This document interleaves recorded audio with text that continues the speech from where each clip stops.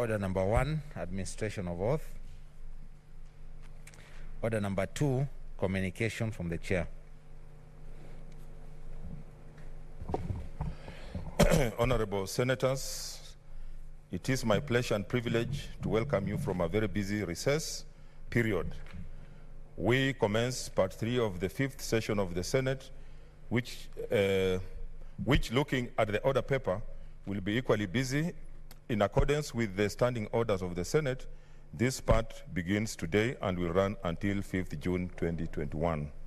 On Wednesday, 5th May 2021, the Parliament of Kenya had the honor to host Her Excellency Honorable Samia Suluhu Hassan, President of the United Republic of Tanzania. In her speech, Her Excellency emphasized the fundamental principles of strengthening relations between Kenya and Tanzania based on cooperation, development, and unity of purpose. Pursuant to Standing Order number 26.3, read together with Standing Order number 24.6, the Senate Majority Leader will shortly lay on the table of the Senate Her Excellency's address to the two houses of Parliament and give a notice of motion for the Senate to debate the address and express its thanks. Today, we resume debate on the Constitution of Kenya Amendment Bill 2020, which is currently at the second reading stage. Contributions in debate will continue to be guided by Standing Order number 1064, where each senator shall have a maximum of 20 minutes when speaking, and part 17 of the standing orders which respect to rules of debate shall apply. After conclusion of debate at the second reading stage and a division has been taken, I will issue a ruling from the chair before proceeding to the next stage, which is the committee of the whole stage, to guide the Senate on the question of amendments to the bill. We have outstanding business across the spectrum of legislative business, bills, motions, petitions, and statements before the Senate. There are 12 bills scheduled for first reading, 12 bills at the second reading stage, and 1 bill due for the committee of the whole stage. There are further 21 bills which are undergoing the resolution process pursuant to Article 110(3) of the Constitution. In this respect, I urge relevant standing committees to table reports on the bills to facilitate speedy processing, especially considering that quite a number of the bills have been republished in line with the judgment of the High Court in Constitutional Petition number 284 of 2019. There are 51 petitions which are yet to be reported on by respective standing committees that require immediate action, while statements referred to respective committees also require to be addressed pursuant to the standing orders. Honorable Senators, finally, I urge you to remain committed and focused and to undertake the tasks ahead of us with utmost integrity in service to our great country. I thank you and wish you all a fruitful session. Thank you.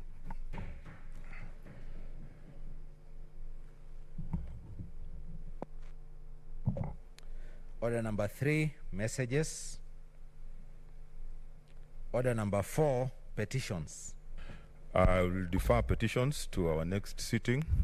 Next order. Order number 5, papers.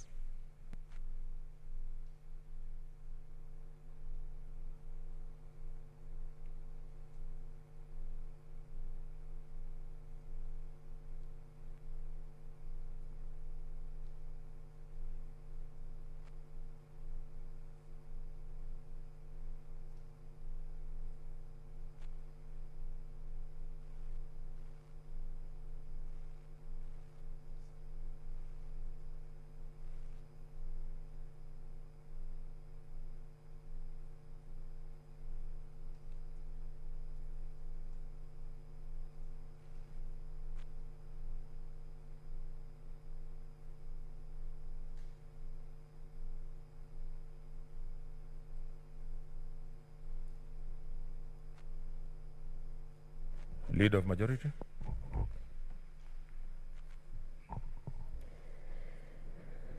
Thank you, Mr. Speaker. Mr. Speaker, sir, I beg to lay the following papers on the table of the Senate. Today, Tuesday, 11th May 2021. Hotuba ya Mheshimiwa Samia Suluhu Hassan, Rais wa Jamhuri ya Muungano wa Tanzania, akihutubia kikao cha pamoja cha Bunge la Seneti na Bunge la Taifa la Jamhuri ya Kenya, Nairobi, tarehe 5 May 2021. Number 2, response of the Committee on Agriculture, Tourism and Natural Resources of the East Africa Legislative Assembly on the budgetary enhancement in the agriculture sector. Number 3, report of the Committee on Regional Affairs and Conflict Resolution of the East Africa Legislative Assembly on the progress made by the East African Community on the development of its common foreign and security policies. Number 4, budget of the East African Community for the financial year 2021.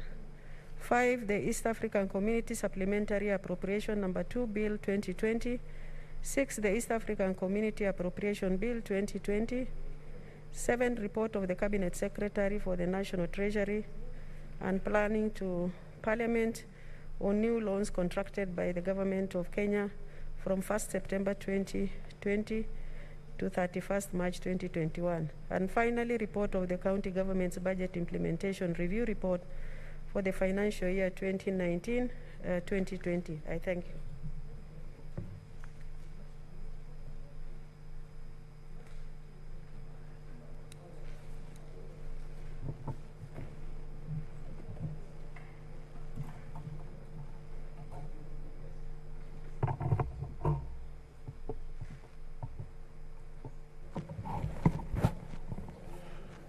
Order, Senators. Honorable Senators, Section 31(1) of the Public Finance Management Act states that the Cabinet Secretary for the National Treasury shall submit to Parliament every 4 months a report of the loans made to the national government entities and county governments in accordance with Article 211(2) of the Constitution. Further, Section 31(3) of the Public Finance Management Act provides that, and I quote, at the end of every 4 months, the Cabinet Secretary shall submit a report to Parliament stating the loan balances brought forward, carried downwings, and amortizations on new loans obtained from outside Kenya or dominated in foreign currency, and such other information as may be prescribed by regulations specifying A, the names of the parties to the loan, B, the amount of the loan and the currency in which it is expected and in which it is payable. The terms and conditions of the loan, including interest and other charges payable and the terms of repayment. D, the amount of the loan advanced at the time the report is submitted. And E, the purpose for which the loan was used and perceived benefits of the loan, and such other information as the Cabinet Secretary may consider appropriate. Honorable Senators, the Senate Majority Leader has tabled the report of the Cabinet Secretary for the National Treasury and Planning to Parliament on new loans contracted by the Government of Kenya from 1st September 2020 to 31st March 2021. The report stands committed to the Standing Committee on Finance and Budget for consideration. I urge the committee to examine the report and advise the Senate appropriately. I thank you.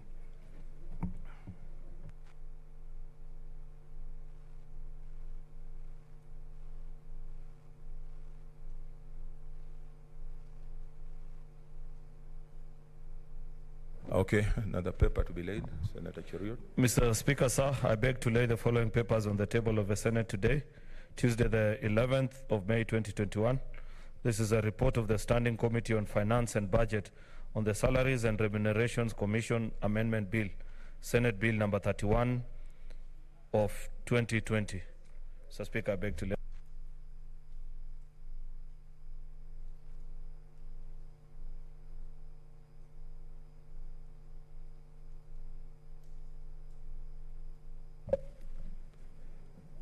Order number 6, notices of motion.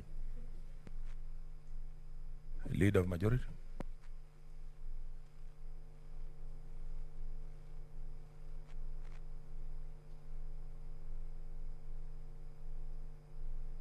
Yes, what's your point of order, Senator Cherargei? I thought, Mr. Speaker, there was a petition you were supposed to read. I had a specific interest on it. Or we have rescheduled? I deferred the petition. Okay, thank you. Okay.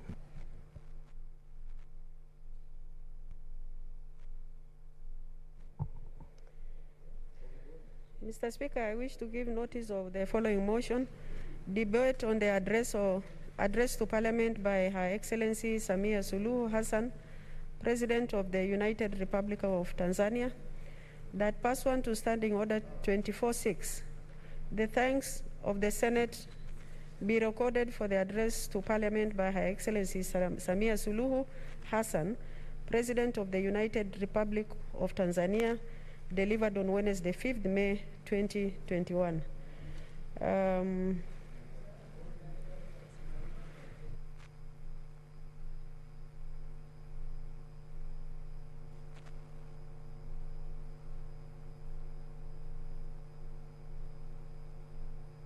Senator Msurve, your notice of motion.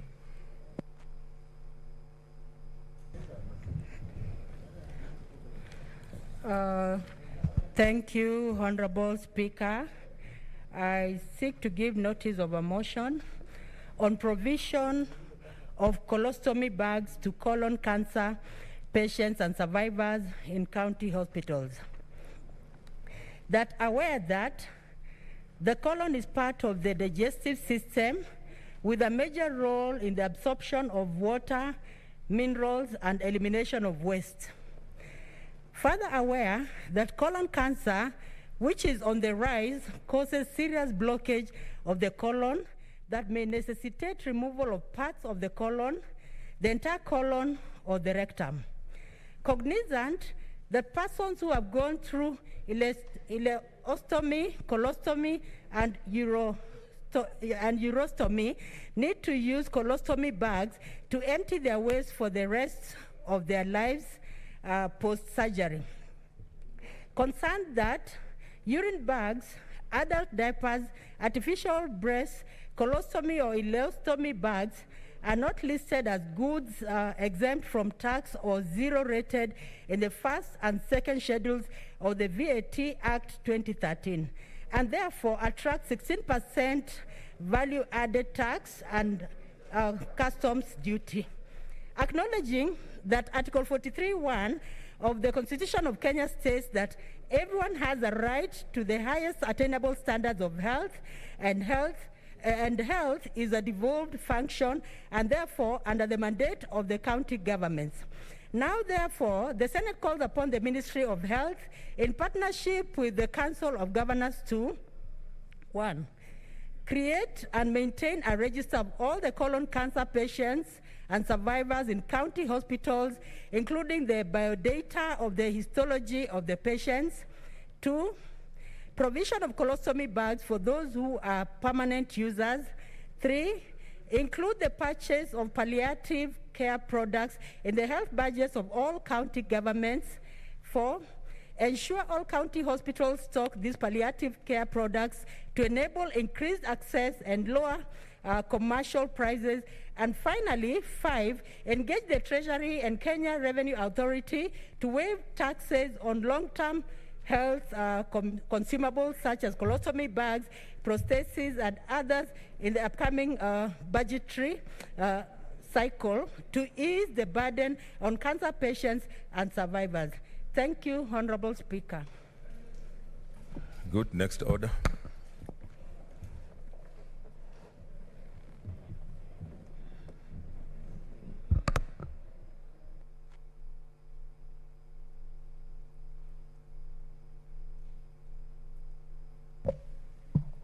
Order number 7, statements. I defer all the statements to next Tuesday. Next order.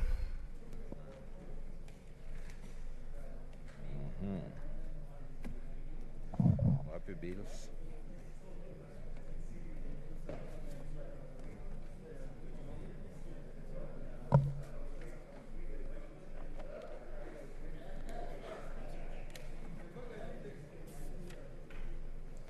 Order number 8, the coffee bill, Senate Bills number 22 of 2020, first reading. A bill for an act of parliament to provide for the regulation, development and promotion of the coffee industry and for connected purposes.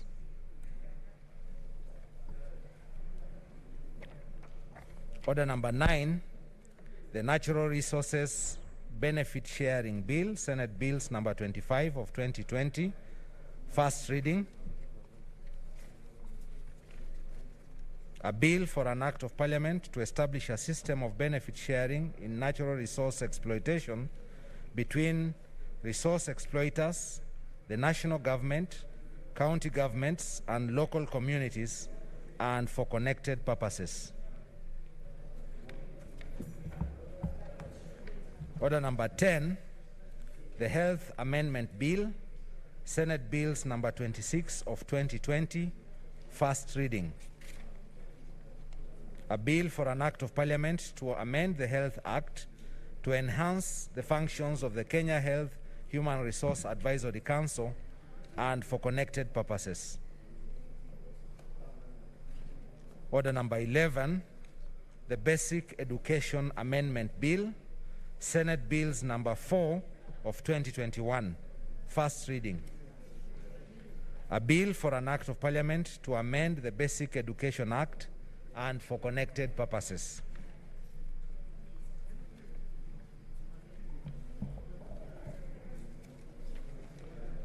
Order number 12, the Kenya Sign Language Bill, Senate Bills number 5 of 2021, first reading. A bill for an act of parliament to give effect to Article 7(3)(b) of the Constitution on the promotion and development of the use of Kenya Sign Language, to give effect to Article 54(1)(d), to provide for the inclusion of sign language in education curriculum, to provide for the use of sign language in legal proceedings, and for connected purposes.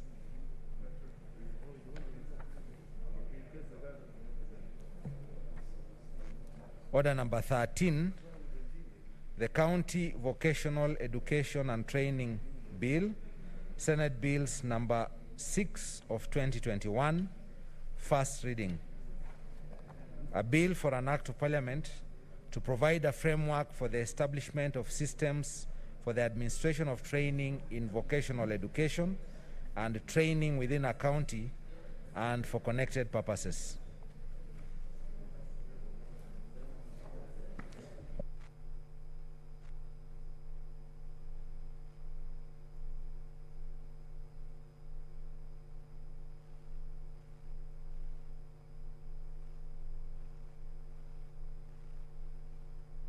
Next order.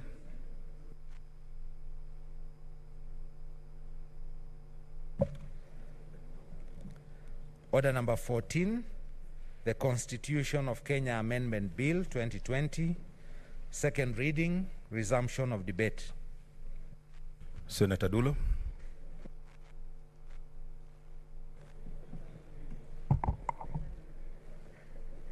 Thank you, Mr. Speaker. Mr. Speaker, I wish to take this opportunity. What's your point of order? Mr. Speaker, maybe before Senator Dulo proceeds with her contribution, there was a small matter that we had submitted some amendments, myself and other colleagues. So you Order, Senator Cherargei. I already made a communication on that. I'll be giving a communication. Oh, you'll be giving the ruling? Yes, the ruling. Okay, that is just, I just sought a clarification, and I don't think it is an offense. Why are other people becoming speaker and you are the only speaker? No, they are reacting because I mentioned it and I thought everybody had, including yourself, Senator Dulo.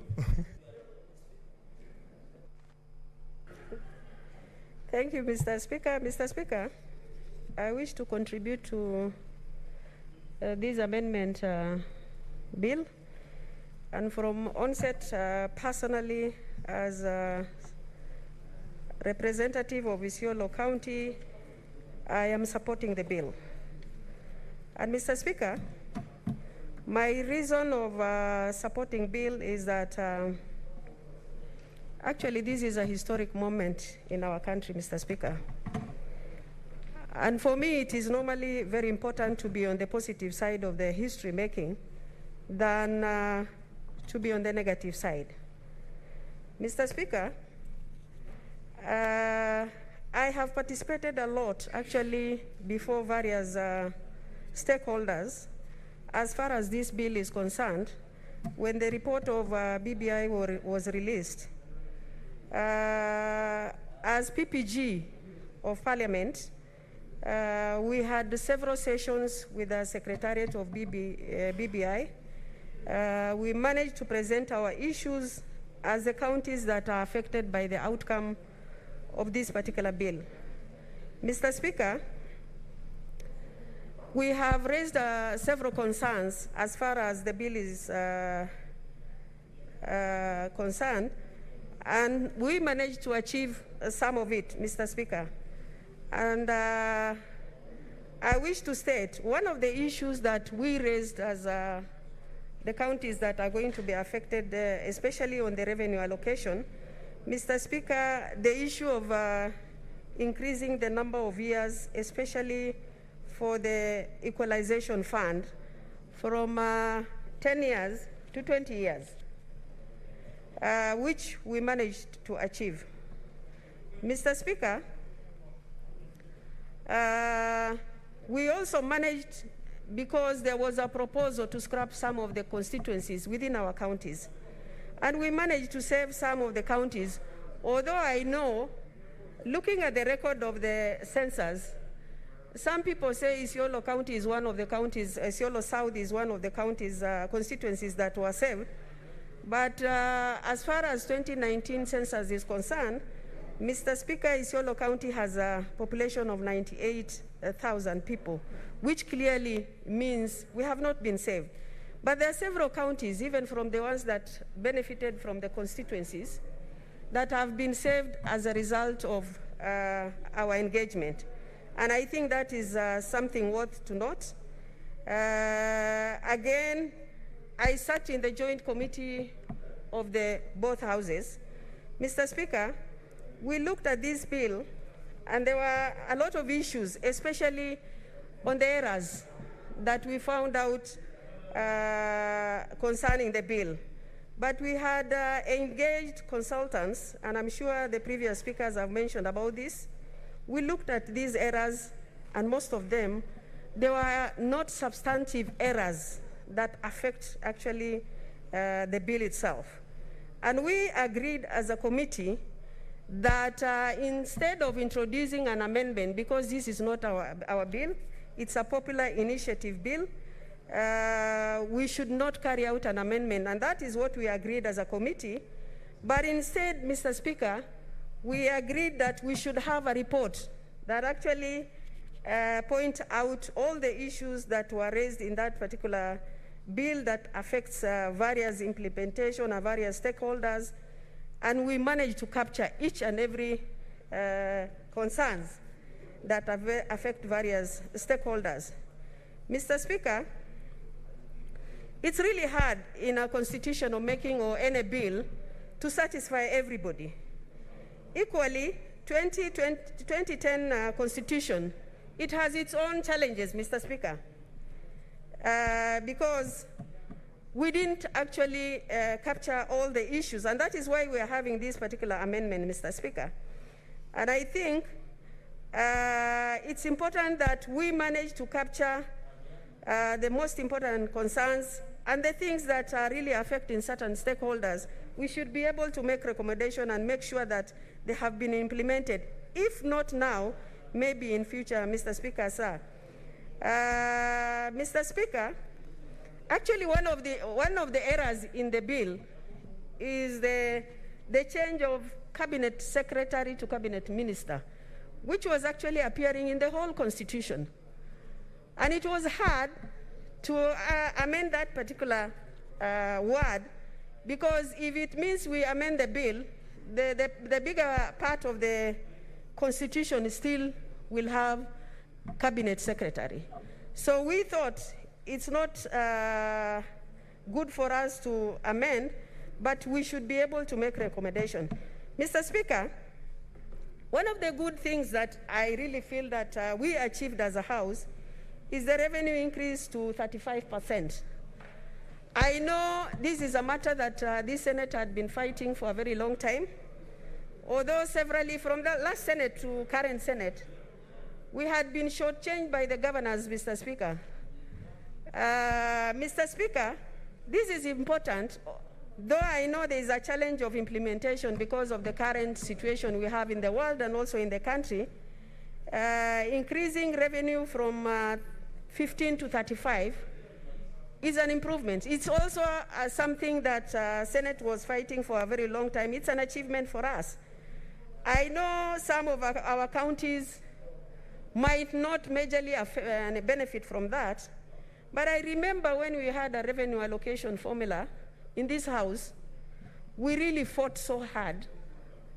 And I thank the members who supported us, especially Nairobi, Kakamega, and the rest. When some of us were losing, those counties supported us. And I'm really proud that a county like Isiolo, we managed to receive an increase of 560 million, which is an achievement. I know that the increase of the revenue to 35% for us might not be that high, but currently we are not losing any revenue, Mr. Speaker. Mr. Speaker, Article 203, which I have an issue with, and which we presented as PPG and the rest of the counties that are affected, especially the 7 counties. Mr. Speaker, this is a formula that was introduced in support of the ideologies that were raised here, 1 man, 1 shilling, which I think implementation of the same might be impractical. But I think this formula, if it is actually implemented, it's going to affect certain counties. But the committee, the joint committee made a recommendation, and I think even when we made, when we passed the revenue allocation formula, there was a principle this House developed that no county should lose revenue allocation. And I think that is principle I believe this House should hold once this bill is changed. And the committee also made a recommendation, if any county will be affected, Mr. Speaker, the government should cushion those counties that will be affected as a result of that particular provision. And Mr. Speaker, if that happens and some counties end up losing revenue allocation, Mr. Speaker, devolution will be affected in most of our counties.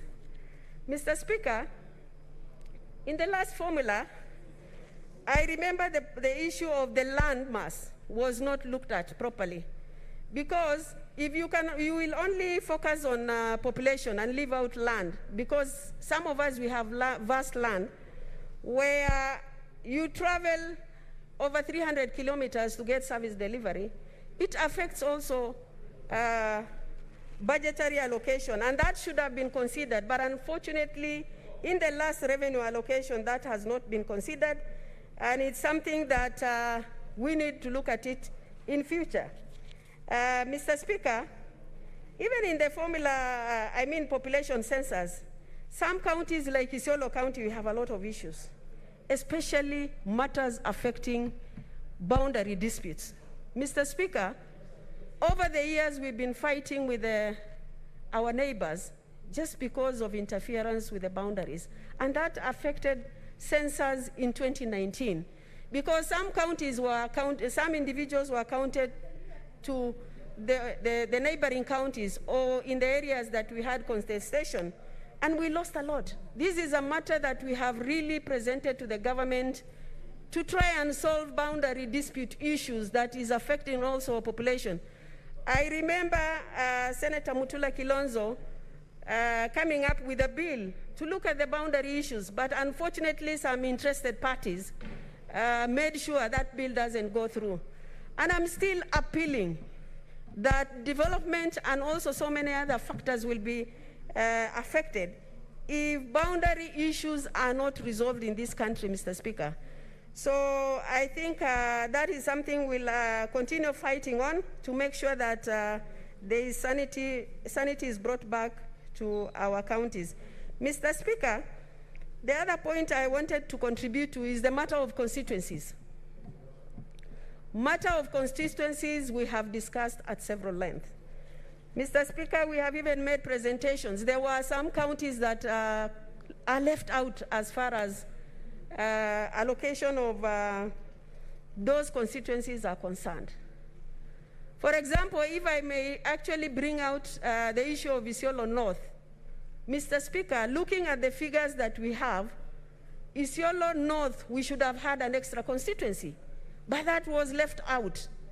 And I think we have to really look at these issues of constituency critically. IEBC raised a lot of concern. We had a very lengthy discussion on the same, Mr. Speaker. The issues of constituency is going to affect service deliveries in most of our counties that are left out. Mr. Speaker, I appeal to the relevant authorities that something needs to be done as far as constituencies are concerned. And Mr. Speaker, with that, I wish to support the bill, and I hope the recommendation by the committee, which is actually a very huge document and very important recommendations that the committee made as far as the issues are concerned, will be implemented even when this bill is going to be passed by this House and also during referendum. I thank you, Mr. Speaker. Senator Mwenye Haji.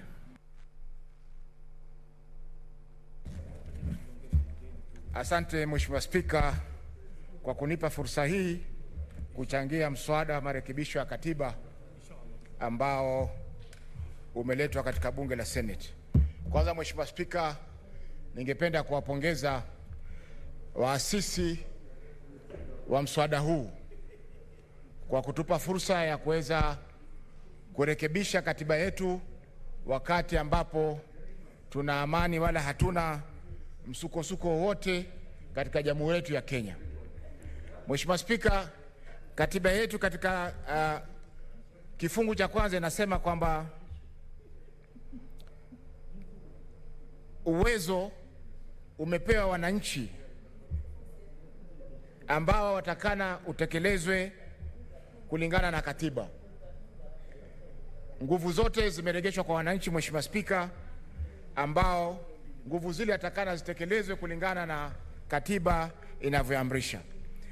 Kifungu cha pili, Mheshimiwa Spika, inasema kwamba hakuna mtu ama taasisi yoyote ya kiserikali ambayo inaweza kutekeleza majukumu yote isipokuwa iwe imeruhusiwa na katiba hii. Kwa hiyo Mheshimiwa Spika, katiba ndio mwanzo wa kila kitu katika sheria zetu. Ndio tukiangalia kifungu cha 94 kwamba uwezo wa kutunga sheria umekabidhiwa bunge katika kutekeleza ama kutunga sheria zozote ambazo ziko katika nchi yetu ya Kenya. Mheshimiwa Spika, hakuna taasisi yoyote nje ya bunge ambayo ina uwezo wa kutunga sheria kitaifa isipokuwa bunge letu la kitaifa. Kwa hiyo Mheshimiwa Spika, katika kutazama marekebisho haya ni jukumu la bunge kuangalia kwa undani kabisa, kwa sababu hatuwezi kupuuza ama kukataa kutekeleza jukumu letu. Mheshimiwa Spika, vifungu ambavyo vinaangazia marekebisho ya katiba vinaanza kifungu cha 255 mpaka 257. Mheshimiwa Spika, kifungu cha 257 kinazungumzia kubatilisha ama kurekebisha katiba kupitia kwa ile ambayo inaitwa popular initiative ama kupitia kwa wananchi wenyewe binafsi. Mheshimiwa Spika, katika kifungu cha 257 inasema kwamba ikiwa moja kati ya nyumba mbili za bunge zitakataa kupitisha katiba hii na vile marekebisho haya, na vile vile marekebisho yanaingiliana na kifungu ambacho kimetajwa 255(1), basi marekebisho haya yatakuwa lazima yapelekwe katika kura ya wananchi, yani kura ya ndio, kwa Kiingereza wanaita referendum. Kwa hiyo Mheshimiwa Spika, iwapo tutapitisha ama tutakataa, ni lazima marekebisho haya yaende kwa wananchi kupitia kwa kura ya maoni, kwa sababu ni mambo ambayo tunataka kurekebisha, ni mambo ambayo yanaingia katika msingi wa bunge. Kwa hiyo Mheshimiwa Spika, sisi kama bunge tuna jukumu muhimu katika swala hili, na ningependa kusema pia kwamba katika kurekebisha hii, kufanya haya marekebisho, ni lazima kama bunge ambalo ndio taasisi inayotunga sheria katika Jamhuri yetu ya Kenya ichunguze yale marekebisho kuhakikisha kwamba yanaambatana na sheria, na iwapo hayaambatani na katiba tuweze kuyarekebisha ili tuweze kuwa na katiba ambayo inaambatana na ile katiba ambayo iko sasa. Hatuwezi kusema kwamba bunge liwe kama mshangiliaji katika marekebisho haya. Mheshimiwa Spika, nikenda sasa katika yale marekebisho yanayotakikana, ni kwamba lengo na madhumuni ni malengo mazuri. Kwa mfano, lengo la What's your point of order, Senator Cherargei? Mheshimiwa Spika, ni kweli kuwa ndugu yangu Senator wa Mombasa, Senator Faki, anasema ya kwamba bunge iko na uzito ya kufanya marekebisho.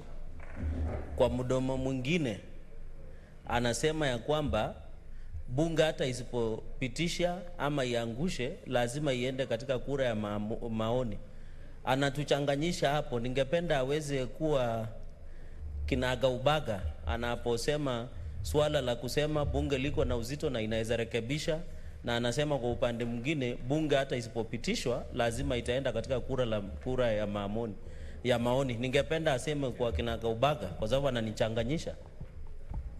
Yes, Mheshimiwa Senator. Mheshimiwa Spika. Yes, Senator Sakaja. Kuna hoja za nidhamu hapa. Bwana Spika, bunge la Senate liko na kanuni, na kuchanganyishwa sio hoja.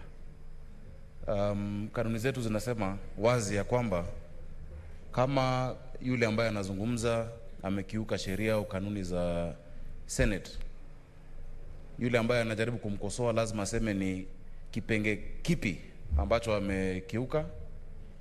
Isiwe tu kwa sababu ukubaliani unaleta hoja la mjadala. Bwana Spika, unakumbuka wiki iliyopita vile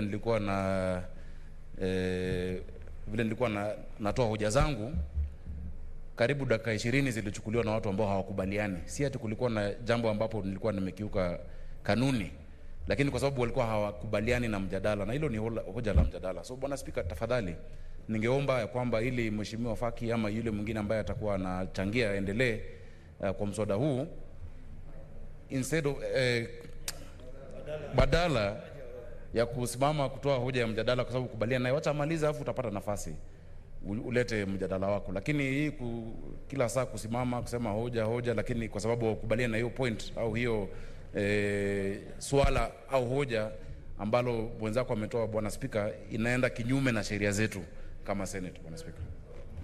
Okay, Senator Faki. Endelea. Mheshimiwa Spika, nampongeza Senator Sakaja kwa kusahihisha swala hilo. Mheshimiwa Spika, nilivyozungumzia mimi ni kuwa nimetaja vifungu viwili vya sheria vya katiba ambavyo vinagongana kusema kweli, Mheshimiwa Spika, kwa sababu ukiangalia kwamba bunge ndio taasisi inayotunga sheria katika Jamhuri ya Kenya, na sheria yote ambayo inaletwa katika bunge ni lazima ipitie vipindi vyote vya kuchunguza sheria ile, iende katika kusoma mara ya kwanza, iende katika kusoma mara ya pili, na mwisho iende katika kifungu cha 3 ambapo inaweza kupitishwa ama inakataliwa. Kwa hivyo katika vifungu hivi vitatu, majukumu ya bunge ni nini? Je, bunge ni kuangalia tu na kama mshangiliaji na kuacha, ama bunge lina jukumu la kuweza kuichunguza sheria ile na kuona kwamba inaambatana na katiba kwa sasa, na vile vile inaambatana na zile sheria nyingine za kimataifa ambazo zinahusika na zinatumika katika nchi yetu ya Kenya. Kwa hiyo Mheshimiwa Spika, hakuna kuchanganyika kokote hapo ambako Seneta wa Nandi ameweza kuchanganyika. Mheshimiwa Spika, nikizungumzia vile vipengele tofauti, nimesema kwamba malengo ni mazuri, lakini je, tutaweza kurekebisha, tuweza kutekeleza malengo yale ambayo yametangazwa kwamba tunataka kujumuisha kila mtu katika nchi yetu ya Kenya. Lakini tukiangalia kwa sasa ambapo pia sheria ziko, bado hatujakuwa na ujumuishaji wa kila kabila ama kila taifa katika nchi yetu ya Kenya. Mheshimiwa Spika, tukiangalia katika makazi yanayotolewa, zile kazi kubwa ambazo zinatolewa ni kwamba zinalenga jamii moja.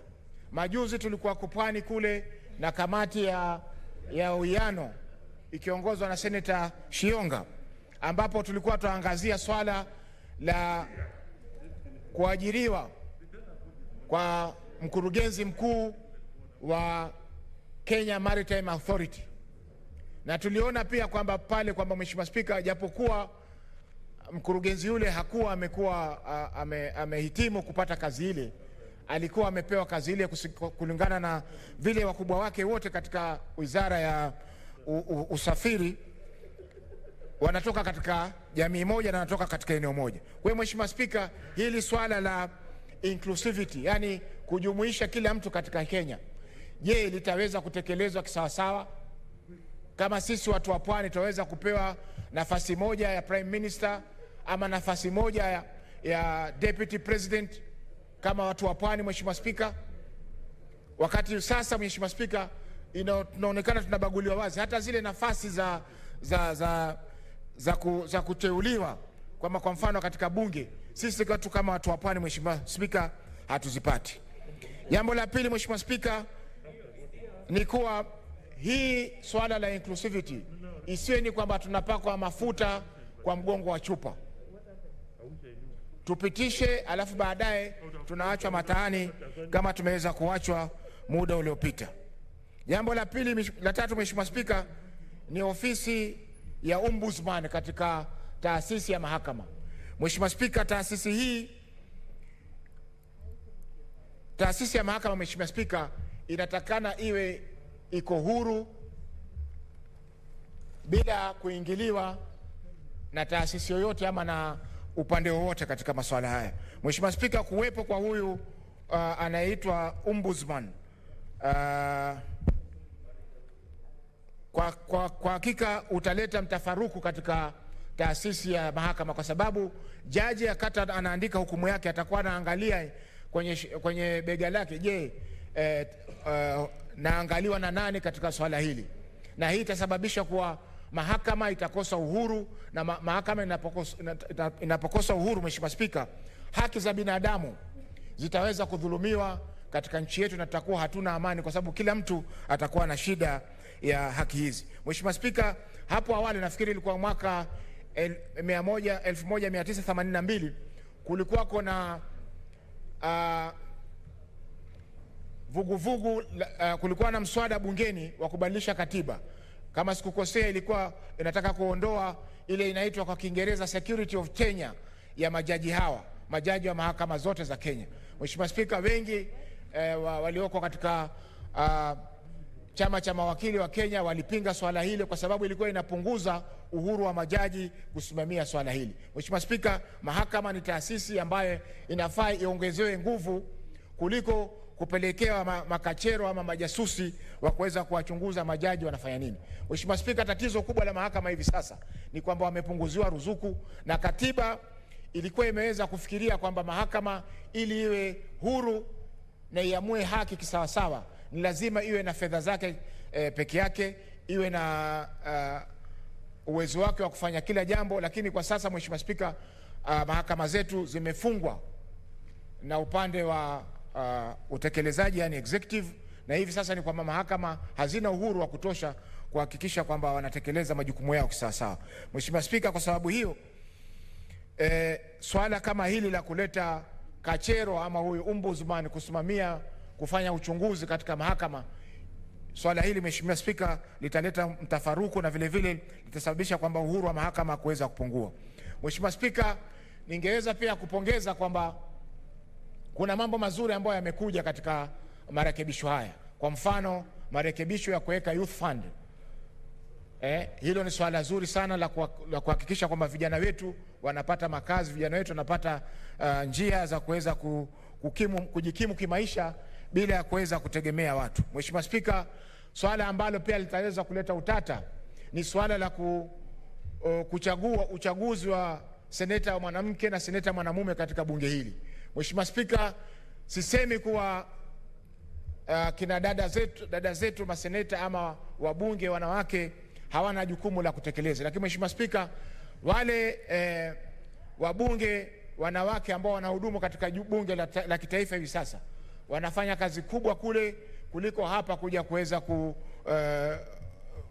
kupitisha tu masuala ya fedha na masuala mengine ambayo hayana uzito wa moja kwa moja kwa yule mwanamke aliyeko na vijana walioko katika nchi yetu ya Kenya. Mheshimiwa Spika, zile fedha ambazo wanapata viongozi wa kina mama katika bunge la kitaifa zinasaidia pakubwa kutatua matatizo ya kielimu, matatizo ya kiuchumi na matatizo mengine ya huduma ambazo wanapata wananchi kwa sasa. Kwa hivyo tukiondoa kule tuwalete katika bunge la Senate, ndio tutajaribu kutekeleza ile tunaita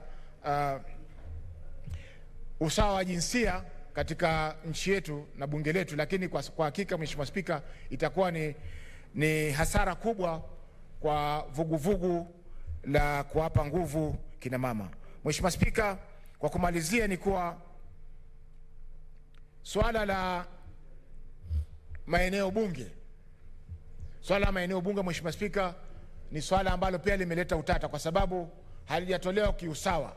Tunaona maeneo mengi ambayo yanahitajia yameweza kunyimwa, na japokuwa Mombasa inaongezewa viti vitatu vya bunge. Mheshimiwa Spika, hiyo haijatosha kabisa kwa sababu Mombasa imeweza kukua maradufu kwa muda hii ya miaka 10 na tunahitajia viti zaidi ya vitatu ambavyo tumeweza kupata hivi sasa. Mheshimiwa Spika, na pia tutakuwa tunakeuka katiba kuweza kuachia swala hili la kuingilia swala hili la kuamua mipaka ya maeneo bunge wakati kuna taasisi ya IBC ambao jukumu lake moja ni hilo la kusimamia masuala ya ugawavi wa maeneo bunge na vile vile pia kuzingatia masuala kama vile wingi wa watu, mambo ya kiuchumi na vile vile pia maeneo, kwa sababu kuna maeneo mengi ni makubwa ambayo ni vigumu kuwakilishwa kikamilifu na mbunge mmoja. Kwa hiyo Mheshimiwa Spika, nitaunga marekebisho haya, lakini kwa masuala kwamba hili swala la kuwa mswada wa kurekebisha katiba ukishatoka kwa wananchi usiweze kujadiliwa katika bunge. Mheshimiwa Spika, hili ni swala ambalo lazima tuliingilie kwa ndani, hata kama haitawezekana katika mswada huu kulibatilisha, lakini jambo ambalo lazima kama bunge, kwa sababu bunge ndio wanaotunga sheria. Hatuwezi kuwa sisi tumefungwa mikono wakati tunarekebisha sheria muhimu kama hii, katiba ya bunge. Asante Mheshimiwa Spika kwa kunipa fursa hii. Senator Ephraim Maina.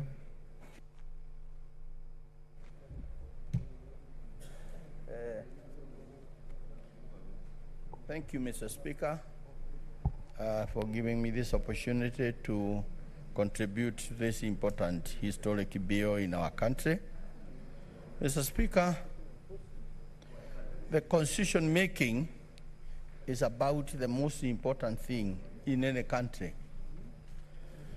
And Mr. Speaker, we made the 2010 constituencies, and I, for one, had issues that I felt were never covered. And the issues, one issue I can name outright is the issue of constituencies, Mr. Speaker. Therefore, this bill is intending to actually try to mitigate some of the things that were not right. And even now, there are things that will not be right after this bill, which we expect will be hard or later. Mr. Speaker, when I like to support this bill, I must also, Mr. Speaker, point out some of the things that we will still need the Kenyans and us to bear in mind as we move forward. Mr. Speaker, the basis of democracy is one man, one vote, Mr. Speaker. And any country that wishes to have justice to its populace must try to achieve that. Mr. Speaker, in the 2010 Constitution, I actually ended up personally going to court, a case that has never been concluded to this day, because I felt that, especially my area, Nyeri County, we were left actually unfairly, whereas we felt we needed a constituency.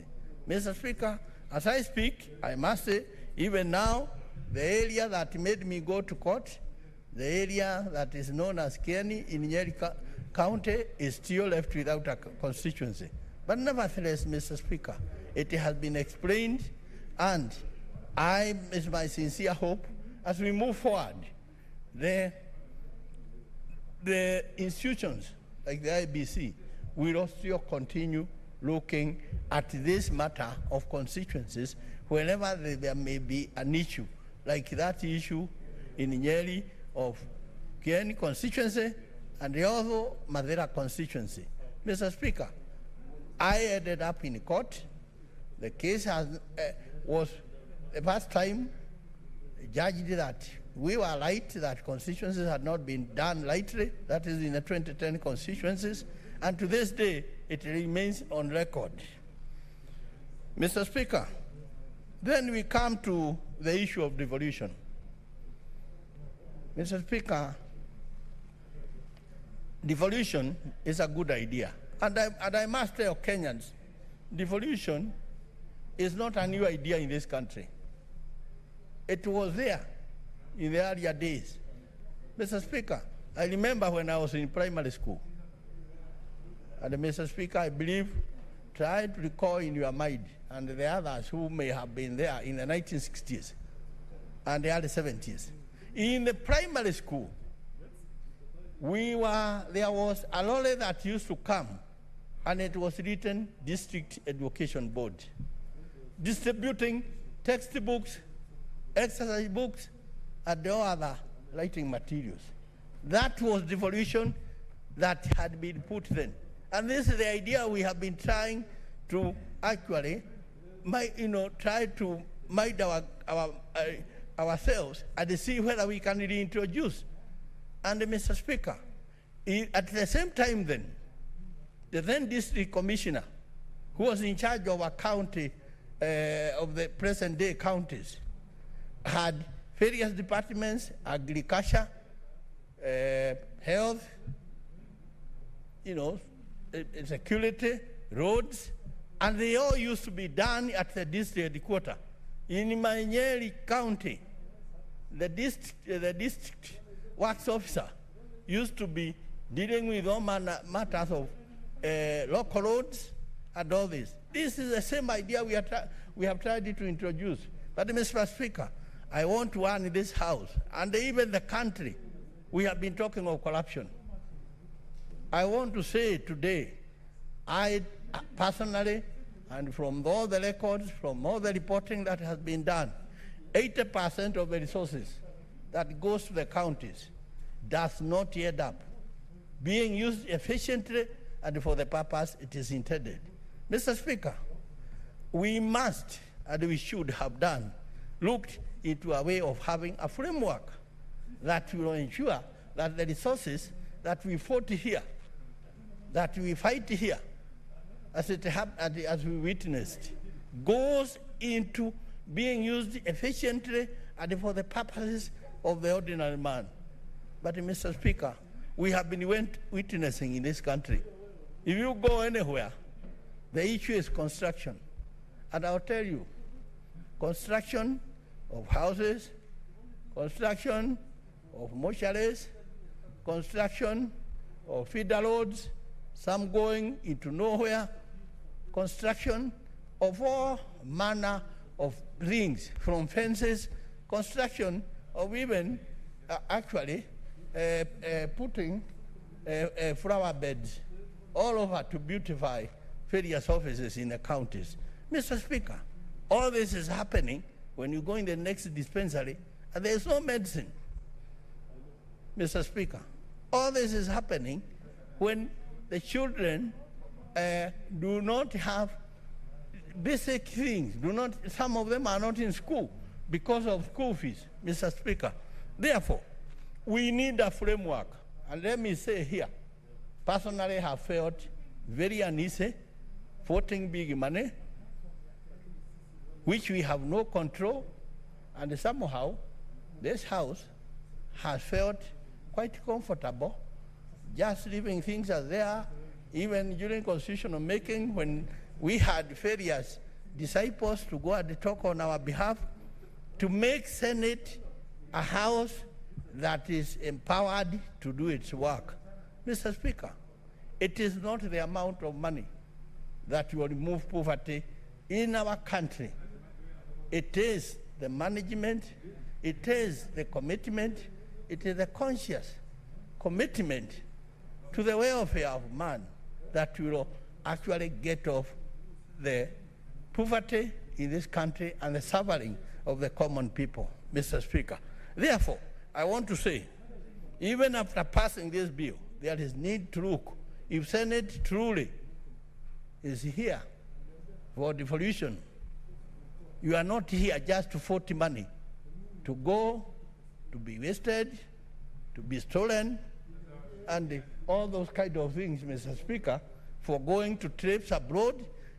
This House should have a system linked to the Attorney General where we can be making sure that any cent voted here goes into the right use, Mr. Speaker. Mr. Speaker, we as a country, we must also try to create unity in this country. I listened the other day where I also interjected. People are sitting here, Mr. Speaker, and saying, we have been discriminated, or we have been suffering because, I don't know, so much money went to Mount Kenya region and all this. Mr. Speaker, I want to stand here and say we must, when we stand here, speak the truth. We must stand here and be wary of what we state. Mr. Speaker, let me say this for the record. Central Kenya has suffered. Mount Kenya has suffered from colonial days. There is no kind of favoritism that is talked about. They have suffered during the struggle for the independence of this country. Mr. Speaker, the people today in the Mount Kenya region are some of them today living in very serious economic difficulties because their coffee, their tea, their milk, and all other products today are bringing pottery nothing. Coffee today has been reduced to 15% of what it used to be. Therefore, Mr. Speaker, I want to appeal to this House that when we speak for our people, but Mr. Speaker, we should not be entertaining this kind of thoughts and this kind of words that actually tend to bring the same kind of feelings we found which boiled over in the year 2007 and actually brought to what we witnessed, Mr. Speaker.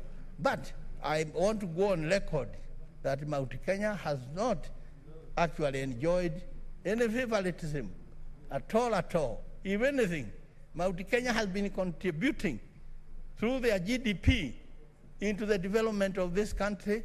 They have been contributing into the services that even others enjoy, and we are proud to. But we don't expect leaders should be stand here and try to create that misconception. Mr. Speaker. Mr. Speaker, going back to the issue of the devolution, I want to say I'm not convinced, and I want to go on record, that the way we have approached devolution, it will succeed. Mr. Speaker, succeeding is not going in a county and seeing a big building, written governor's office or the county government office. It is not going and seeing a 4-story house with flowers all over at the lights at night, lighting the flowers. That is not the devolution that we envisaged, that Wajiko envisaged. Devolution, Mr. Speaker, is when we will happily carry this country with us and actually make sure that the resources go for the people. Today, the counties have been given about 3.6 trillion shillings since its inception. That kind of money should have actually by now have created good services for the people. And to my mind, things to do with health, things to do with education, things to do with the survival of the people, like the small traders, things to do with agriculture, improvement of agriculture. Mr. Speaker, I feel dismayed when I see some counties. People are dying of hunger, and yet they are getting quite substantial amount of money. Why can't somebody spend 300, 500 million to feed the people in that emergency? Mr. Speaker, it beats any reasoning. But once again, I want to caution this country, unless we can seal the loopholes of corruption, we can seal the loopholes of all the things, Mr. Speaker, and Kenya will be Kenya when you see a couple of ministers, a couple of governors, a couple of senators, a couple of members of parliament, a couple of these big whims in actually behind bars in a committee, serving for squandering public resources. That is when Kenya will start taking the route to democracy. Mr. Speaker, I must go to the Bureau and say it is a step in the right direction. It will not be the end of the journey. And therefore, Mr. Speaker, I rise to support this bill, and, Mr. Speaker, hope that all the sentiments that have been expressed will be taken into account into the future as we go ahead, Mr. Speaker. Mr. Speaker, I support the bill. Senator Mwaura, by virtue. Mwaruma, sorry. Senator Mwaruma.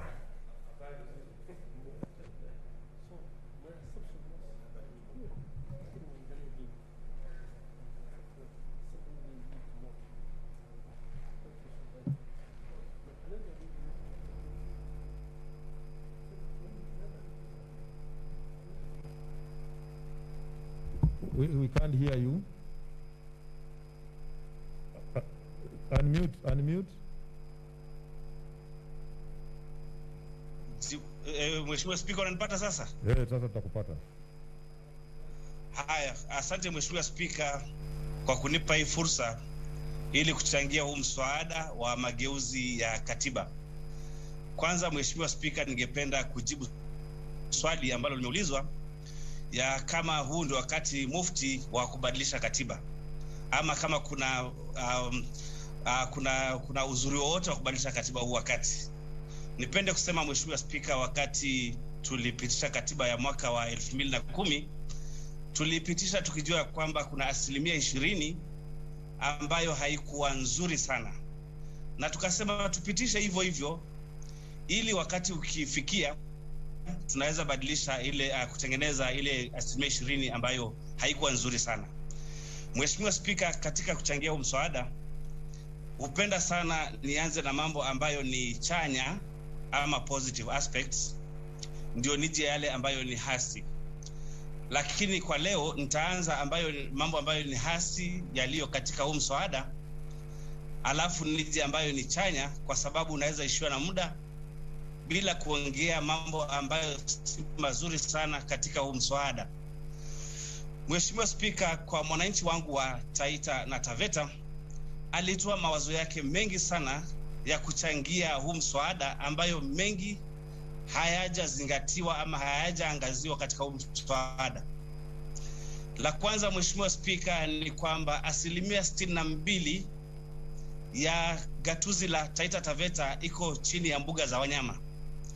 Kwa hivyo katika mapendekezo ya Taita na Mtaveta tulisema ya kwamba ile mbuga ya wanyama ipate kuwa game reserve badala ya vile ilivyo national park, ili mwananchi wa Taita Taveta afaidi moja kwa moja kutokana na rasilimali ya mbuga za wanyama.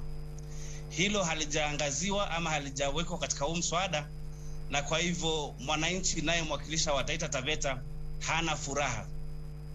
Ukiangalia Mheshimiwa Spika, mbuga ya wanyama ya Masai Mara iliyo katika eneo bunge la Narok inafaidi wale wananchi na pesa nyingi sana, ile tunaita on source revenue, lakini kwetu hatupati faida hata kidogo, lakini tunapata maafa.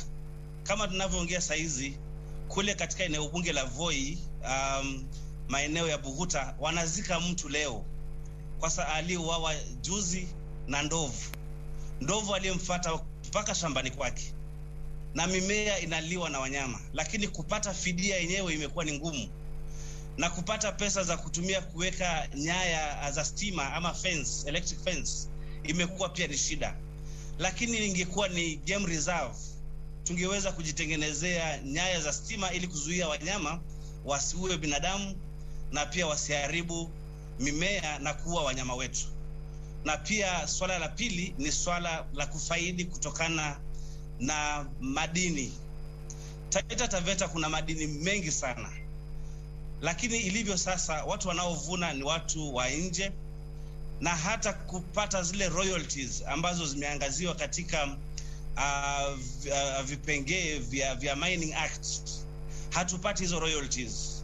National government imeshikilia hiyo pesa ambayo inayolipwa, na hawataki kupatia Wataita na Wataveta pesa zao. Kwa hivyo haya masuala mawili tulisema ni vizuri yaangaziwe katika BBI, kwa sababu BBI ilikuwa ni kujibu maswali ya kwa nini mwananchi wa Kenya hana furaha. Mwananchi wa Taita hana furaha kwa sababu ana rasilimali nyingi, lakini yeye ndio maskini zaidi katika nchi ya Kenya. La haula, ningependa kusema ya kwamba kuna masuala fulani ambayo yaliangaziwa katika mswada wa BBI ambayo yatafanya labda to support hii mswada. Katika kutengeneza katiba huwezi pata yote right, ama huwezi pata yote vile unavyotaka. Kuna mengine utapata mazuri na mengine ambayo hayakufurahishi. Mheshimiwa Spika, yanayotufurahisha katika huu mswada wa BBI, la kwanza ni maeneo bunge.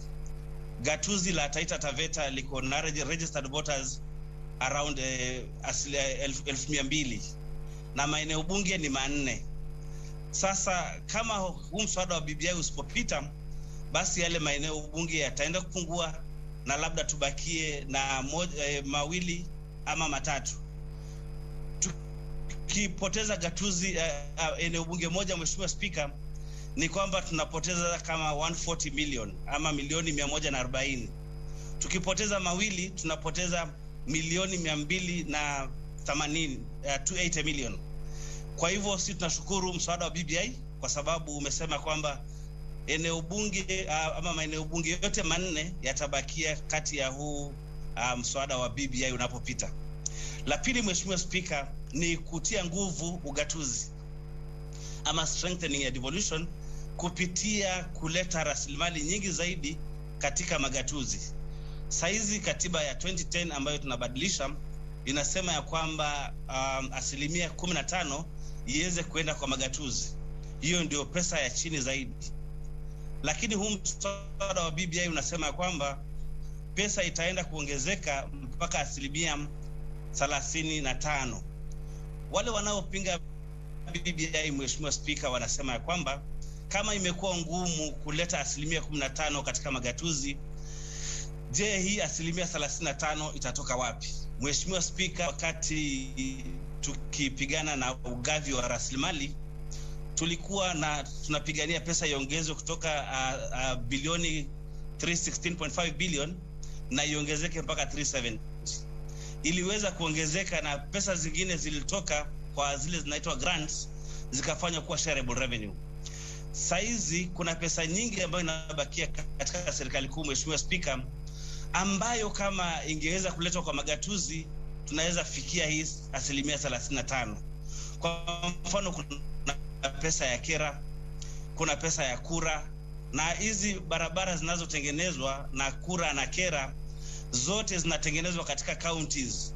Kwa hivyo hiyo ni pesa mingi sana inaweza kuletwa katika magatuzi ili kuchangia mchango wa pesa ziongezeke mpaka 35%, Mheshimiwa Spika.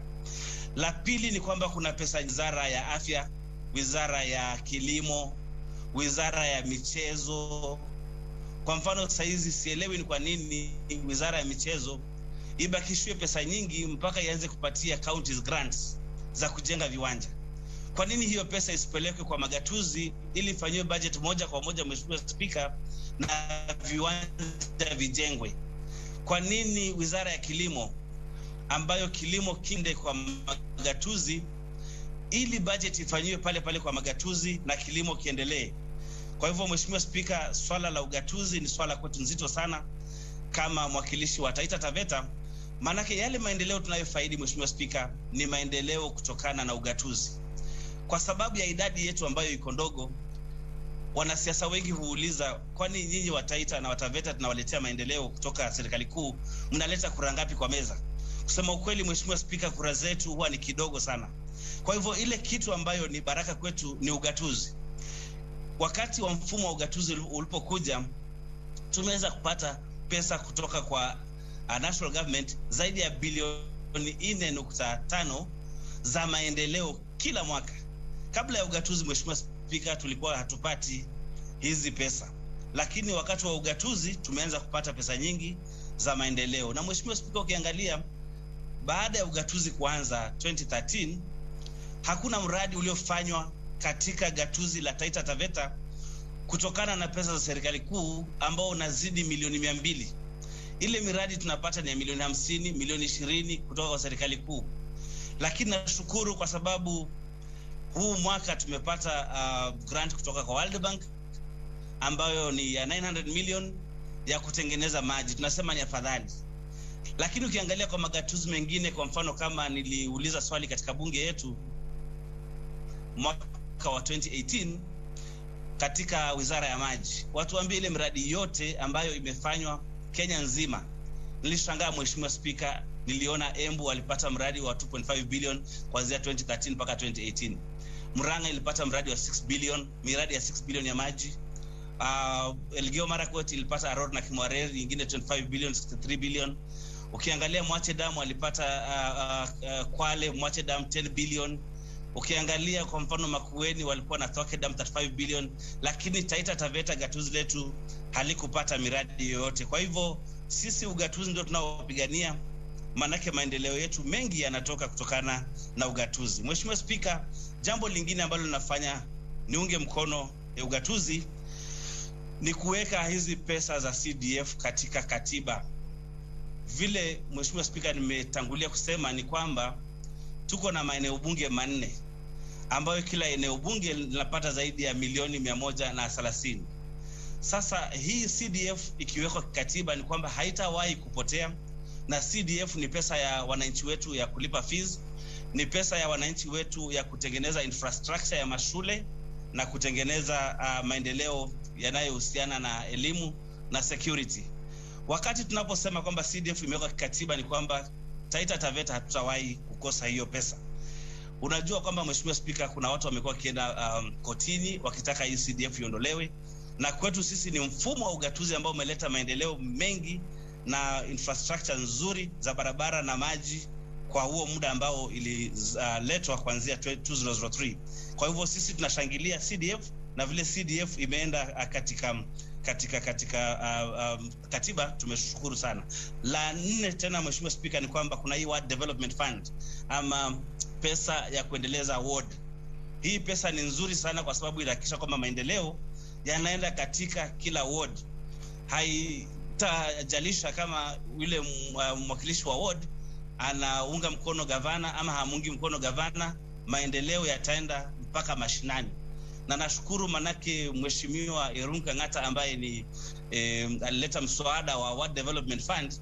Tayari ule mswada ndio haukupita, lakini afadhali tulipata hii katiba ambayo tayari iliweka Ward Development Fund. Na nasihi rafiki yangu Senator wa Murang'a apate kuunga mkono huu mswada wa BBI, kwa sababu tayari yale maswala ambayo amekuwa akipigania yako ndani ya BBI kama Ward Development Fund. Lingine, Mheshimiwa Spika, ambao nimeona ni nzuri ni kwamba kuna hakikisho la kwamba katika bunge kutakuwa na gender equity. Mimi kama mwanaharakati wa gender ama wa mambo ya jinsia ninashukuru sana, manake kwa BBI ikishapita basi bunge zetu zote zitakuwa na usawa wa jinsia. Wakati unakumbuka Mheshimiwa Spika, mwaka uliopita mahakama ilisema ya kwamba bunge ilivunjiliwa mbali kwa sababu imeshindikana kufanya sheria ambayo itahakikisha kuna usawa wa jinsia katika bunge.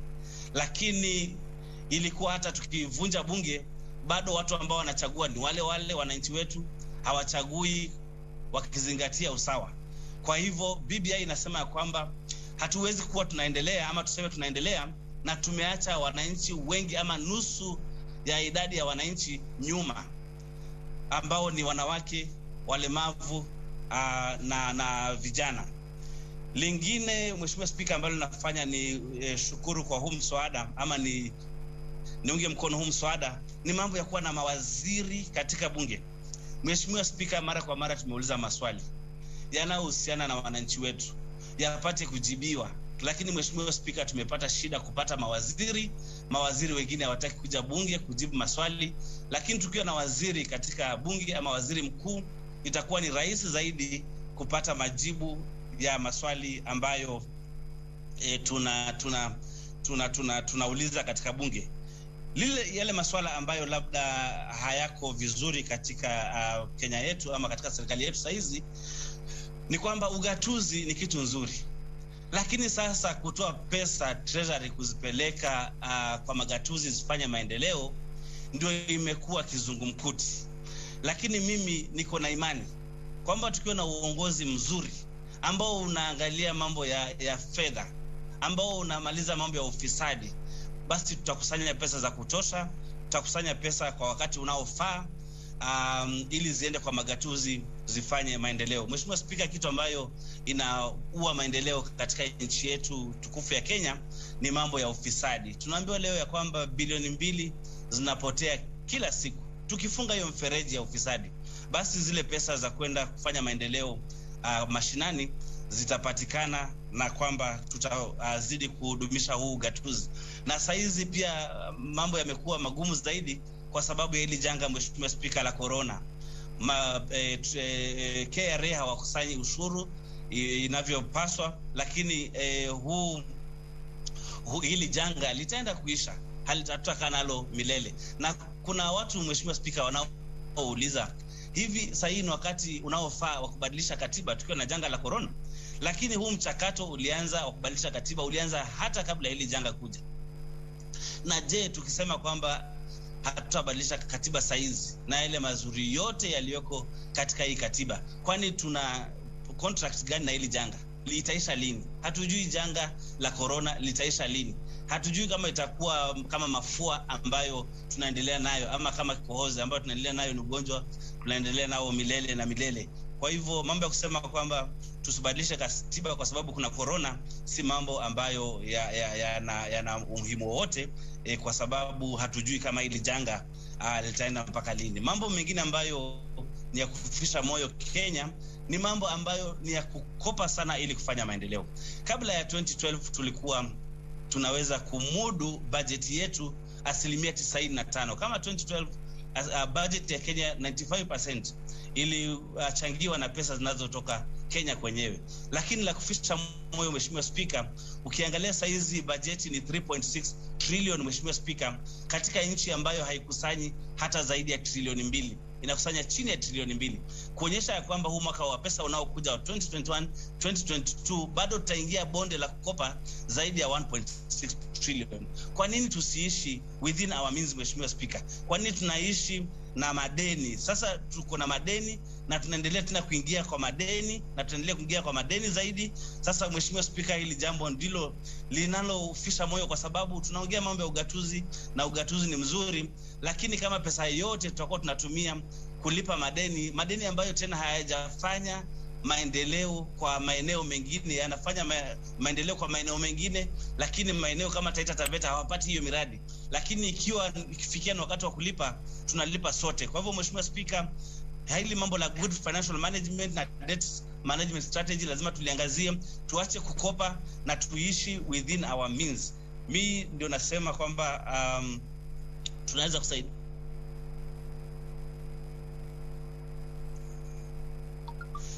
Swala la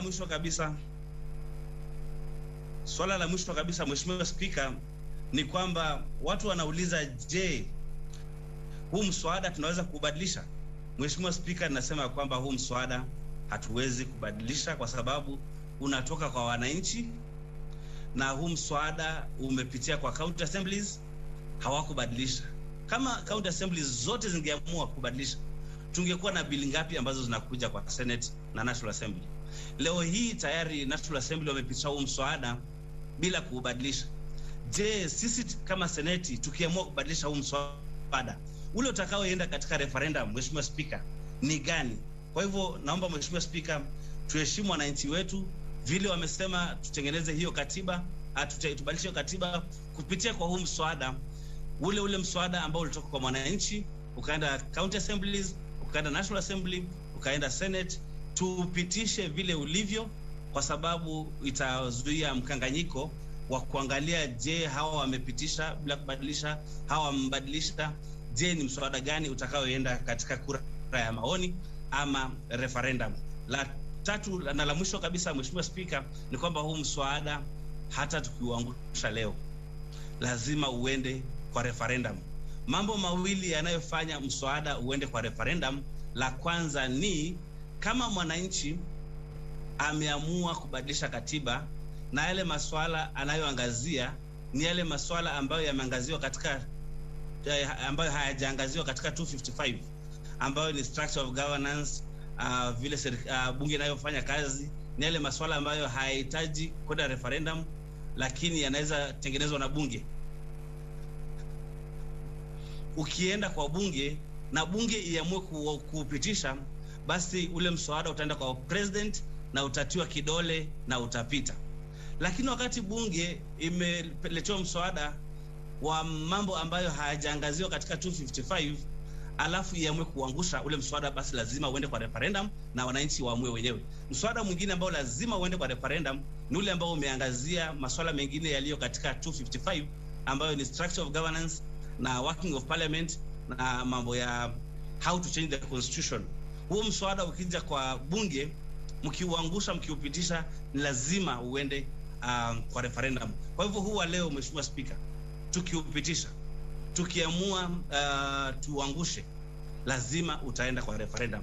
Nashukuru Mheshimiwa Spika kwa hii nafasi ulionipatia ili kuangazia kwa kifupi masuala ya huu mswada wa BBI, na najua BBI na itaenda kubadilisha maisha ya mwananchi wa Kenya. Asante Mheshimiwa Spika.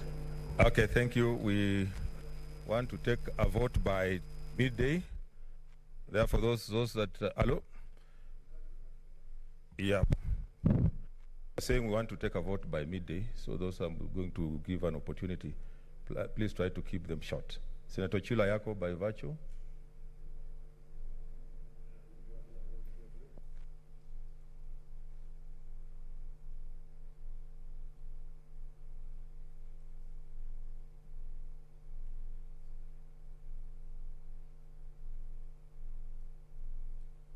Okay, I can't get Senator Chila Yako. Senator Zawad, Mr. Speaker, can you hear me? Okay, I can hear you now.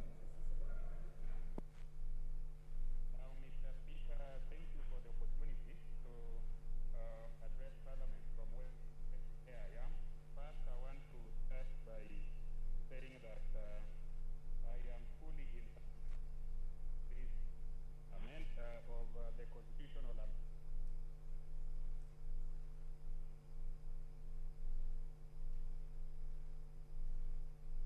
And Mr. Speaker, thank the Committee of Parliament for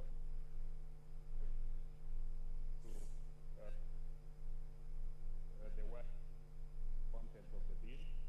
They have done a good job, and they have captured what is good and what needs to be amended in the future. Now, Mr. Speaker, I want to state that I hope in my lifetime all the corrections in flagged out that require attention. I hope this will happen in the lifetime of Mr. Speaker, and of the current president, and in the lifetime of the bill, because these amendments that require attention must be attended to. So as we urge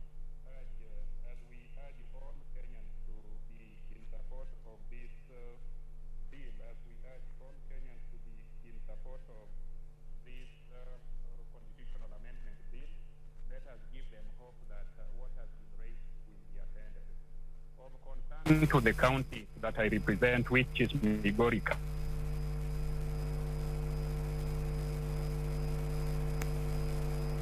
County, we want more constituencies. A county which is popular, we want more resources allocated to that particular sub-county. We had hoped that we would be one of the beneficiaries of additional constituencies. We want more constituencies to be allocated to Kuria, one additional sub-county to be carved out of Kuria West sub-county. Unfortunately, that has not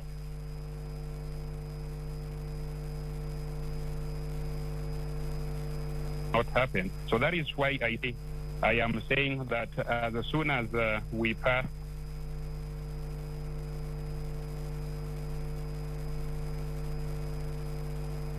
the constitutional amendment bill, those have benefited constituencies should not adopt the selfish approach and say that the rest of Kenyans should be ignored, should be left behind, and should not benefit from additional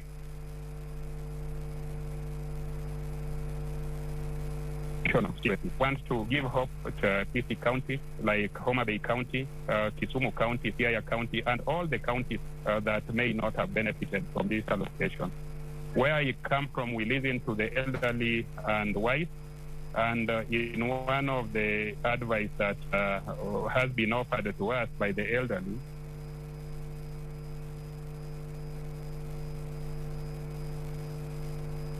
I think we can't follow. is that if you were Senator Ayako, we shall hold your time until your network is stable. So let's get somebody, because we can't hardly follow what you're saying. Okay, we shall hold your time. In the meantime, let me get Senator able to get Ndwiga. Senator Ndwiga.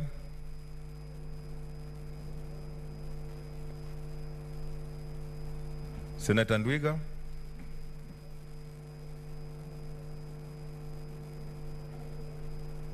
Hello? Yes, Senator Ndwiga. Yes, Mr. Speaker. Can you hear me? Yeah, we can hear you. We need to see you now.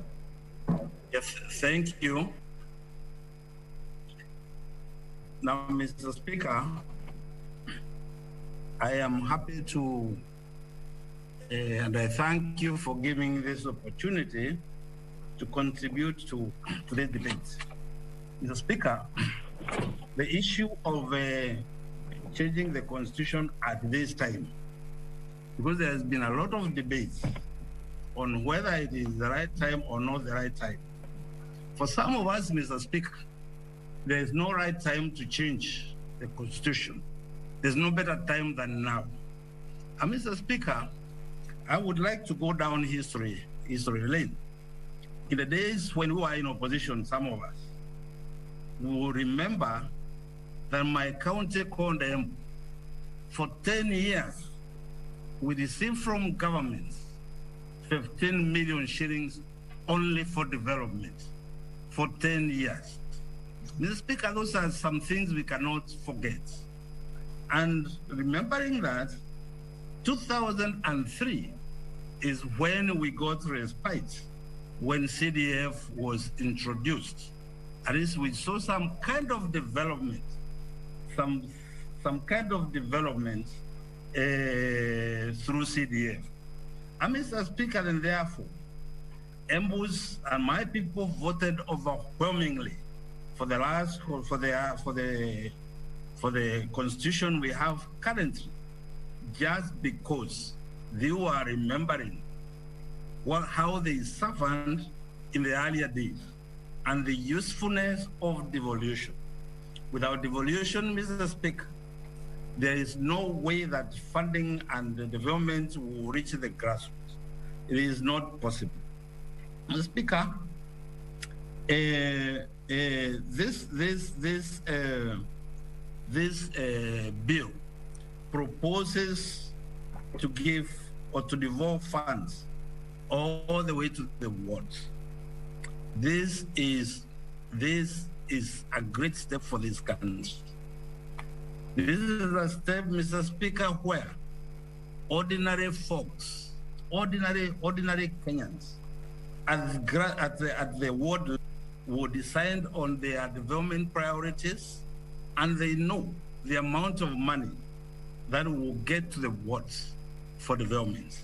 Mr. Speaker, you cannot build a house from the top. We have got to develop from grassroots. And development from grassroots today, in very many counties, there are some wards which have not seen any development, despite the fact that we are devolving funds every year. Because perhaps sometimes the governor may not like the ward rep, the MCA of that ward, and it is Kenyans who end up suffering. In some cases, Mr. Speaker, the governor may be unhappy with people of a certain region and says, this place, I'm not going to send funds to these regions. Mr. Speaker, with this constitution, if this bill passes, we are going to have equitable distribution of funds for development in all our wards, and therefore the Kenyans will benefit in that respect. Mr. Speaker, the issue of the new constituencies in Embu, Mr. Speaker, I know we are benefiting one constituency. What that means is that we are going to get an additional 100 million shillings plus every year for development, additional, on top of the CDF, on top of what we are devolving to the counties currently. Now, but the most important thing, Mr. Speaker, in that respect, is that for a very, very long time in our parliament, there was no equitable representation. What now this bill proposes is that in this republic, constituencies will be as nearly equal as possible. And that is what the Constitution requires, so that Kenyans are treated equally. A vote from any member of parliament is equal. All votes are equal in parliament. Mr. Speaker, it is so unequitable today when you call for a vote and a vote from a senator from a county which is populous, is equal to a senator who represents 100,000 people. Mr. Speaker, that is not fair at all. It's so unfair.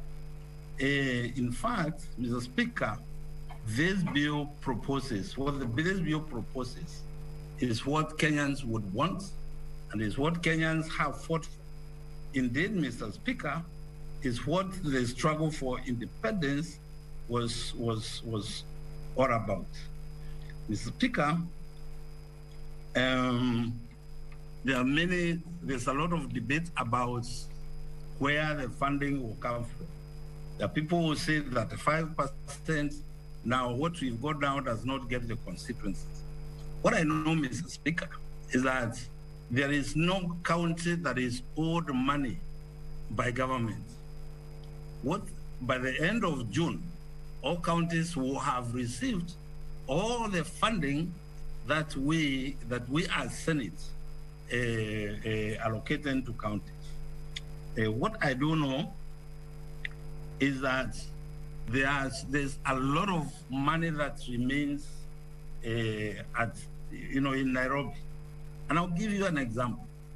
As you know, I am the chairman of the Agriculture Committee.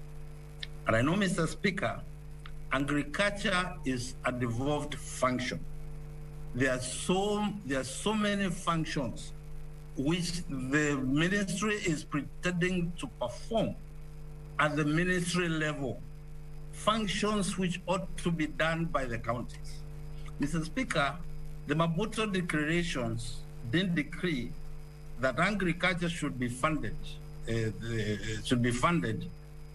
10% of the budget.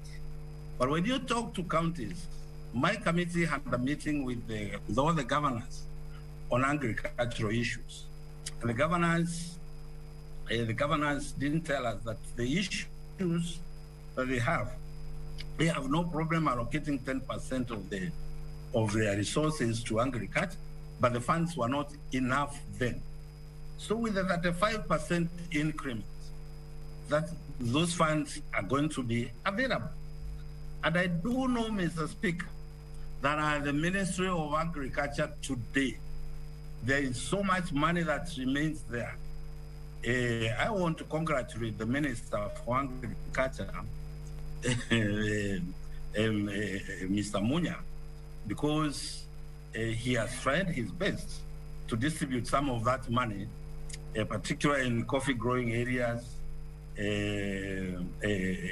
issues of modernizing coffee factories, and so forth and so on. But that's the work of counties. That funding ought to be with the counties so that the counties can do that job. The money should not be at the headquarters at all. Crop development is also at the ministry.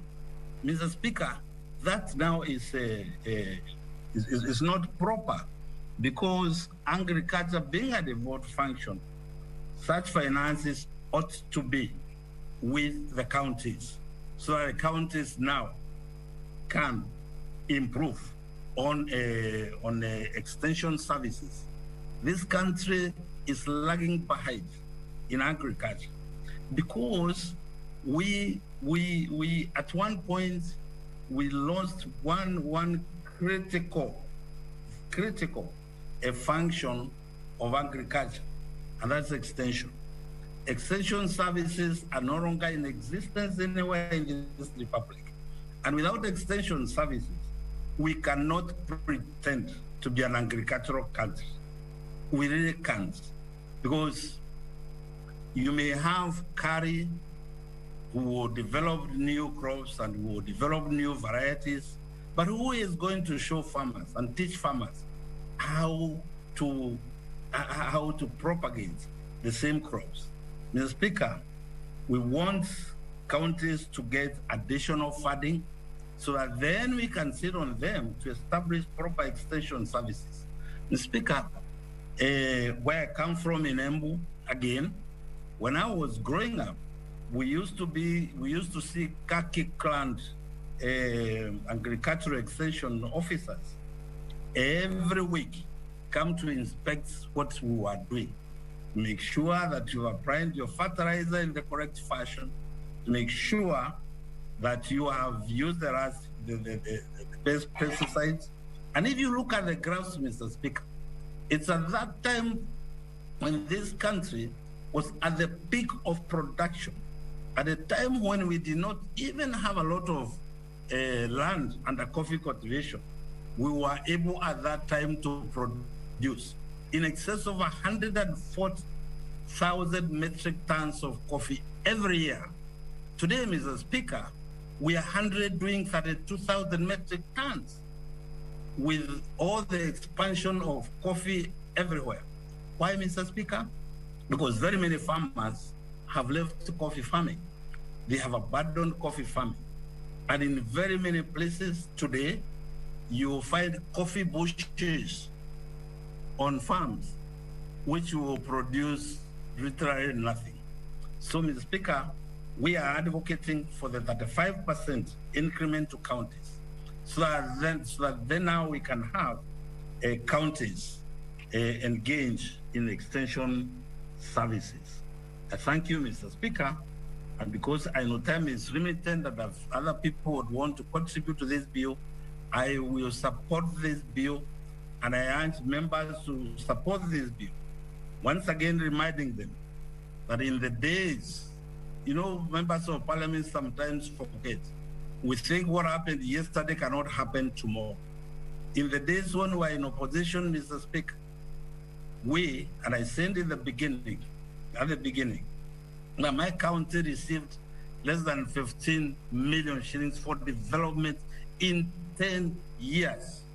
Mr. Speaker, that is why I am solidly voting for this bill and reminding members of our members that those years, and we are again going to a system where you have ministers answering questions in parliament. Can you imagine that you will want something done by the government and the minister tells you, yes, we will do it when funds become available? Mr. Speaker, you are left at whose mercy? Right now, we know the funding that will come to the counties, and we will follow that with our counties to make sure that proper utilization of those funds is done. I thank you, Mr. Speaker. Senator Zawadi.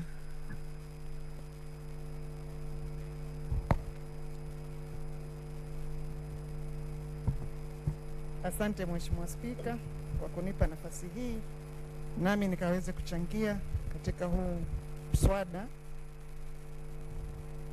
wa marekebisho ya katiba. Mheshimiwa Spika, mambo mapya hukumbusha ya kale. Wakati wa nyuma, wakati wa katiba ile ambayo tuko nayo saa hii, mimi nilikuwa upande ule wa kupinga katiba hii. Na nilikuwa na sababu zangu wakati huo. Lakini Mungu si athmani. Katiba ilipita. Na baada ya kupita, nimeona kumbe ningekosa mambo mengi mazuri. Kwanza, Mheshimiwa Spika, mimi niliyepinga, ndiye kwa mstari wa kwanza kupinga katiba ile, nilikuwa vile vile mstari wa kwanza kuwa katika wale waliobahatika kuwa wajumbe wa county assemblies. Na nikiwa mjumbe wa county assembly, nilibahatika kutembelea, hasa nilikuwa mwenyekiti wa kamati ya afya, na nilibahatika kutembelea hospitali zote za Kilifi. Na katika utembezi wetu niliona vile hospitali zilivyokuwa vibaya. Lakini baada ya pesa zile kuteremshwa chini mashinani, nimeona zile hospitali zimetengenezwa. Isipokuwa tu kwa sababu pesa ni kidogo, tunakosa madawa na pia tunakosa wauguzi. Na ndio maana nakubali katiba ya sasa nikisema endapo itarekebishwa na ipitishwe, basi naamini wauguzi wataandikwa na pia vile vile madawa yatapatikana hospitali. Manake hilo ndio tatizo kubwa ambalo liko kule chini mashinani. Na pia vile vile Mheshimiwa Spika, nilikuwa kwenye komiti ya elimu. Na niligundua kwamba kuna watoto wengi ambao walikuwa hawaendi shule wakiwa wadogo, mpaka labda wafikie miaka 10 na zaidi ndio waweze kufikia shule ambazo zilikuwa wangeweza kufikia, kwa sababu shule zilikuwa kwa umbali mkubwa sana, zilikuwa chache. Kwa hivyo watoto wa chekechea ilibidi kwanza wakae mpaka wawe wana umri mkubwa ili waweze kutembea either kilomita 10 ama 10 na zaidi ndio wapate shule karibu. Lakini baada ya kupitisha ile katiba, shule za chekechea zimejengwa na kufikia sasa shule ziko nyingi mashinani, isipokuwa tu kwa sababu ya uhaba wa pesa zile shule zinakosa walimu. Hivyo naunga mkono tena katiba hii ya sasa ya mapendekezo kwamba endapo itapita, basi zile pesa zinapofika mashinani, naamini walimu wengi wataandikwa wa chekechea. Vile vile, Mheshimiwa Spika, nakubaliana na wenzangu wengi waliosema kwamba kwa nini katiba ya jasa hii isingekuwa yaja pale mwanzoni. Lakini pia nakosoa, niliwasikiza na pia nakosoa na kusema hivi kwamba hapa bungeni, manake wengi walipozungumza walisema kuna mambo ambayo yangeletwa bunge kama vile mambo ya korona na mengineyo, lakini sikumbuki siku hata moja kukiletwa mswada hapa kuhusu korona na ukakosa kujadiliwa kisa na sababu kuna BBI itakuja ama kuna mswada wa mapendekezo. Sikumbuki kitu kama hicho. Hakuna alileta mswada wake kwa kosa kujadiliwa kisa na sababu kuna katiba ama kuna mapendekezo ya katiba yanakuja. Hakuna. Kwa hivyo hapa nakosoa. Na pia vile vile nataka niunge mkono kwamba wanawake, Mheshimiwa Spika, wanawajibika kiasi fulani. Kwa mfano, hii katiba imesema kwamba kutakuwa na mwanamke senator. Kwa hivyo watakuwa wanawake 47. Tukiongezeka na wale wanaume 47 labda kama watakuwepo na katiba kama itapitishwa. Na mimi nakubaliana na wenzangu kwamba ni kweli kwanza mwanamke ni anawajibika. Labda fanya mahesabu yako ya haraka, angalia bunge hili hapa ndani wambaki wanawake wangapi na wanaume ni wangapi. Alafu fanya hesabu yako, wanaume huwa ni wangapi kwa bunge hili na wanawake huwa ni wangapi, alafu fanya mahesabu yako, utakuta mwanamke anawajibika. Ndio maana wengi wako hapa ndani wakisikiza ile mswada vile unavyoendelea. Hivyo basi nakubali mwanamke mmoja awe katika Senate. Na pia vile vile ningetamani sana kama angebakia kule kwa National Assembly pia kuwe na mwanamke, kwa sababu pia kuna changizo kubwa sana ambazo mwanamke angefanya kule wakati akiwa kule. Kwa hivyo ningekubaliana sana kama mwanamke angekuwa National Assembly, na pia vile vile tuwe na mwingine katika Senate. Na pia vile vile, Mheshimiwa Spika, nataka nishukuru pia katiba ile ambayo tuko nayo, kwa sababu nikiwa vile vile County Assembly, kwa sababu nikiwa Senate sina uwezo wa kutembea kaunti nzima, lakini nikiwa County Assembly niliweza kutembea. Niliona waheshimiwa wengi walikuwa wanatengeneza miradi yao, na kuna waheshimiwa wengi kule kwetu sisi hatukuwa tunajua majosho ya ng'ombe. Josho la ng'ombe labda niseme ni kettle dip. Sahi kuna majosho mengi sana ya ng'ombe yamejengwa. Kwa hivyo ng'ombe zetu zinaweza, wale ambao hawana uwezo wa kuogesha ng'ombe zao kwa pamadawa, sahi wanaenda katika majosho yale na kuosha zile ng'ombe zao. Hivyo Mheshimiwa Spika, ninaamini endapo pesa zitaongezeka katika magatuzi, naamini kuna maendeleo mengi ambayo yatapatikana ambayo hapo nyumaye yalikuwa hayapatikani kwa sababu ya uhaba wa pesa. Nataka nikubaliane na kwamba endapo MCA atakuwa anapata zile pesa za maendeleo anazopewa, kwa sababu sahi ni kama ambaye ni governor apende ndio awape, asipopenda governor basi hakuna pesa wanazopata. Lakini endapo hii katiba itapita, County Assembly atakuwa member of County Assembly atakuwa kona pesa yake ambayo anaweza fanya miradi kulingana na ile wodi yake anayotoka, ni kitu gani kina upungufu na ni vipi atafanya katika maendeleo yake, na hakuna ambaye atakuwa anaweza kumuingilia. Na pia vile vile nataka nishukuru tena niseme angalau na sisi watu wa Kilifi tumeweza kupata barabara 2-3 angalau. Na sisi pia tunajiita wa Kenya, manake pale nyuma tulikuwa tukisema pwani si Kenya, manake mengi ilikuwa hatuyapati. Lakini angalau kuna kidogo tuweze hesabu kama vile barabara. Si nyingi lakini zipo, na si kama vile ilivyokuwa mwanzoni, ilikuwa hatuna kabisa. Lakini pia nakubaliana na kwamba endapo kama pesa zitakuwa ziko mashinani, hatutakuwa mpaka National Assembly ama National Executive ipende kwa hiari yao ndio tutengenezee, bali tutakuwa tuna uwezo huo kama county wa kutengeneza kama ni barabara na vitu vingine vingi ambavyo vingekuwa vinakosekana. Hatutakuwa tena ati barabara kama ni Maram mpaka huku executive watake ndio ifanyike, lakini itakuwa inafanyika. Na vile Mheshimiwa Spika, nimtaka kuzungumzia kuhusu mapendekezo ya hii BBI, ambapo inasema kwamba ikiwa itapita, basi huenda wale wabunge ambao watabahatika kuchaguliwa tutapata mawaziri wetu kutokana na wale wabunge. Na mimi nataka niunge mkono sana hapo, kwa sababu ni mara ngapi tuliikita waziri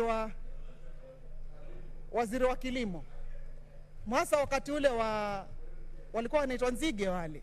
Tulisumbuka sana kuita waziri wa kilimo na ilikuwa ni vigumu sana kupatikana. Na vile vile nakumbuka waziri wa barabara tumemuita mara nyingi, lakini inakuwa shida kupatikana. Kwa nini? Na hapo ndio maana naunga mkono tena katiba hii ya mapendekezo. Endapo itapita, basi mawaziri kama watatoka hapa, haina haja ya kwamba tukawafuate mbali. Tukimtaka tuwampata hapa hapa, manake ni mmoja wetu, tuko naye, twala naye. Kwa hivyo ni haraka sana kuonana naye na kutatua mambo ambayo tutakuwa tuko nao, kuliko sahihi tukiwataka kuwapata inkuwa ni mbingu na nchi, hawapatikani. Tuwatafuta mpaka uchoke, mpaka mtu inakuwa awe samodi ndio aweze kupatikana. Kwa hivyo bado naunga mkono hii katiba kwamba huenda ikipita basi kuna mazuri mengi yatakuja. Na pia vile vile nataka niunge mkono niseme, sijui kama blue economy inasemaje, manake sikuisoma vizuri ama sijepata nafasi ya kuisoma vizuri. Lakini najua iko, lakini kama imesemwa vipi hapo siwezi jua, lakini nataka tu ijulikane kwamba bahari ndio uti mgongo wetu sisi wa pwani. Tunaitegemea kwa kila kitu. Ndio shamba yetu kubwa ya kahawa, na labda ndio shamba yetu kubwa ya majani chai, na pia labda ndio mashamba yetu kubwa ya sukari. Kwa hivyo hiyo nataka niamini kwamba imeangaliwa vizuri, na kwamba mwananchi wa pwani naye hata jiona ameachwa upande wa kiuchumi, bali amekumbukwa vile vile.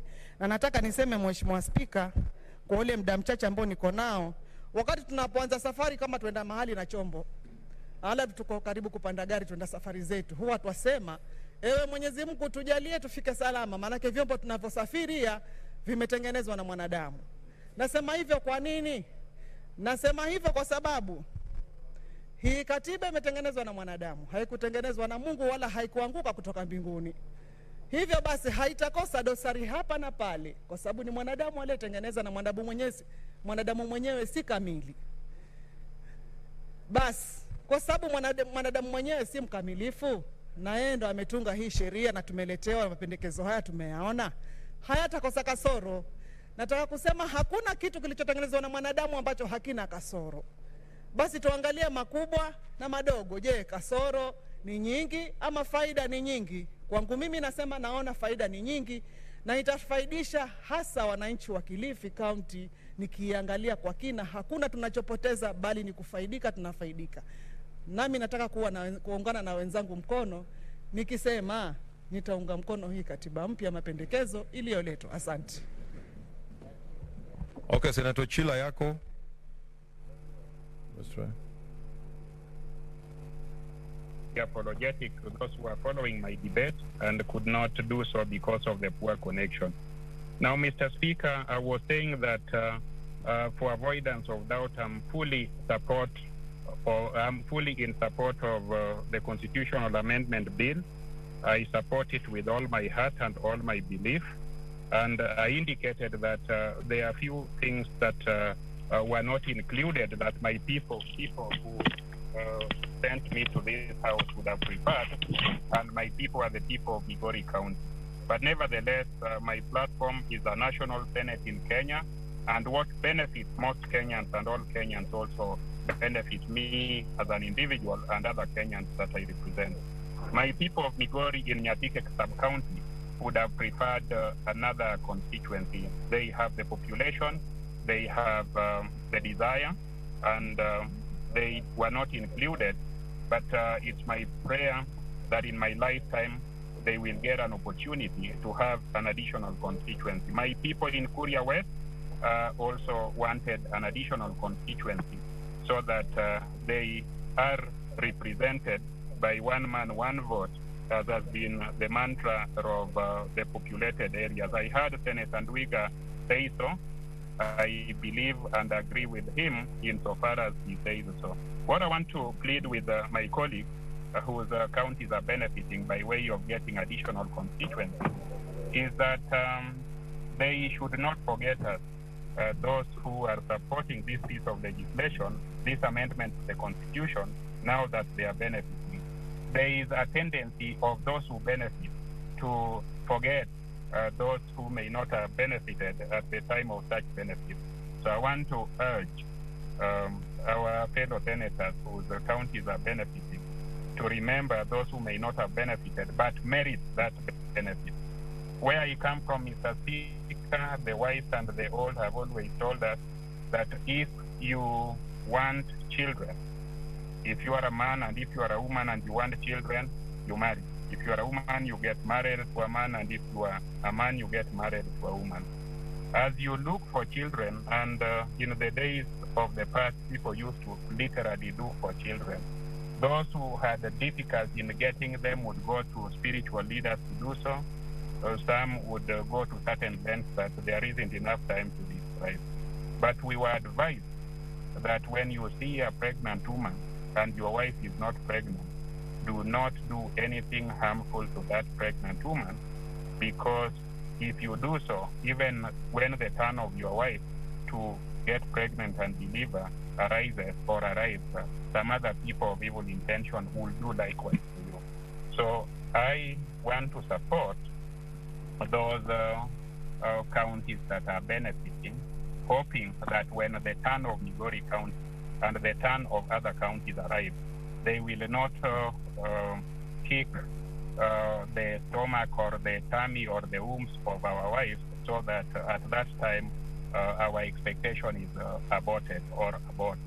So, Mr. Speaker, I want to tell them that we are people of goodwill, we are people of love and people of patriotism, and I suppose and hope that the same patriotism and goodwill will be extended to us, and not in the future when we'll not be alive, but in the near future when we come to look at the totality of equality of representation. Now, Mr. Speaker, you know that certain functions are devolved, health is devolved, agriculture is devolved, and other activities than that. Mr. Speaker, Senator Ndwiga, myself, Senator Kaniri, and other senators, including Senator Orengo, Senator and other senators, had the privilege of representing our constituencies when there was no allocation of any kind to those constituencies. We came to Parliament when our allocation to Parliament was zero, and there was no development at that time in our constituency. We were told that Yatambaya ni maisha mbaya, so if people voted for you in opposition, you would not get development. Now, Mr. Speaker, we had to carry out development which were public. We had to build secondary, primary schools and dispensaries using our resources, when our personal resources, when our salaries were at that time 23,000 shillings only. Mr. Speaker, we came together and amended the Constitution, introduced Parliamentary Service Commission. We came together and amended the law and introduced, against the will of the executive, CDF, which is Constituency Development Fund. That was the first step towards evolution. And Mr. Speaker, we have since then had tremendous meteoric development in various parts of this country. Many of us may not have been there in Parliament or in Senate, but if you go to the countryside, you will find that we have various schools, standard and good-looking schools for our people to go to school to.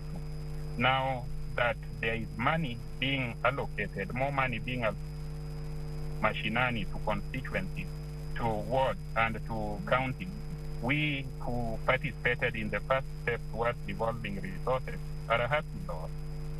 This makes me very happy that more money will be allocated to counties, more money will be allocated to wards, and that will make democracy meaningful to people. The people who are represented at wards, the people who are represented in counties and constituencies, what they vote for is tafadhali enda kwa bunge upigiwe kura na ulete maendeleo. What maendeleo is all about is resources. So this amendment is giving meaning, giving light to the wishes of the public of voting for people to bring development. Development is resources, and this constitution is progressive. This constitution has very many benefits that our people would love. The devolved functions like agriculture. Right now, I was in my village of birth, where we are dependent on sugarcane growing and milling. And my people who visited me in my home were asking me to look for money and have that money given to Sony Sugar Company for expansion of the factory and for payment of farmers who have labored to deliver their cane to the factory. Other people came to me and talked about the need to fund fisheries. All of this will and cannot happen if more resources are not devolved to counties. Yes, there are resources, but they are stuck with the national government.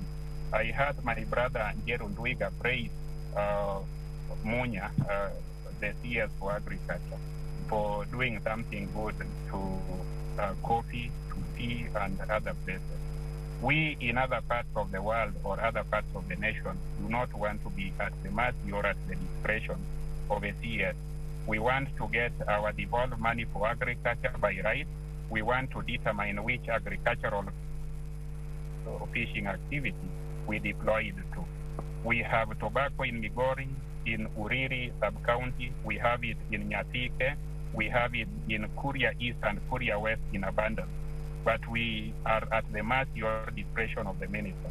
So when money is increased to 35%, if it is taken or X'd out of what is left at the national stage, then we will use it at our discretion. We do not want to be at the discretion of somebody who is not living in our village. I am sure the Meru people, the Tarakaniti people, and all people in central Kenya would love that money to be allocated to them, so they use it at their discretion and in line with their preferences. Now, Mr. Speaker, those are some of the reasons for which I am wholly in support of the constitutional amendment bill. What I have noticed is that the debate towards the constitutional amendment bill has exposed our underbelly as a nation. We are right, and we are very, very right. Mr. Speaker, last week when I was contributing and I was in my car, you ruled out that no one should be in their bike on their bicycle and the car, and I can see Senator Chila Oyako is contributing through his car, and I don't get it. Is that okay? Chila Yako, if you are in a car, I rule you out of order, because that's the direction I gave last week. So you are out of order.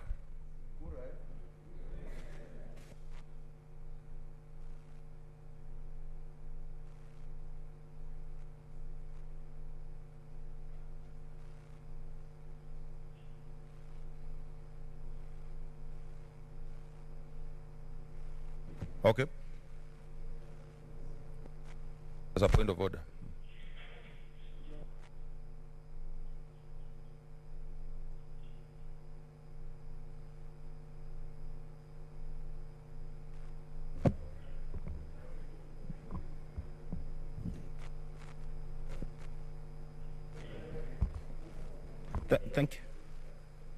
Thank you, Mr. Speaker. Mr. Speaker, sir, first want to standing order number 104.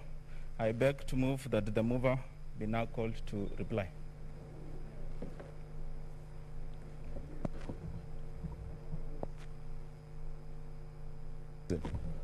Okay, honorable senators, I now put the question, which is that the mover be called upon to reply.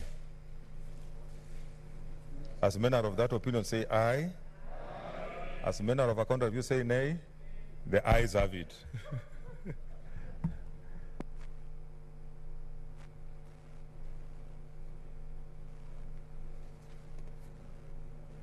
Mr. Speaker, sir, I beg to reply.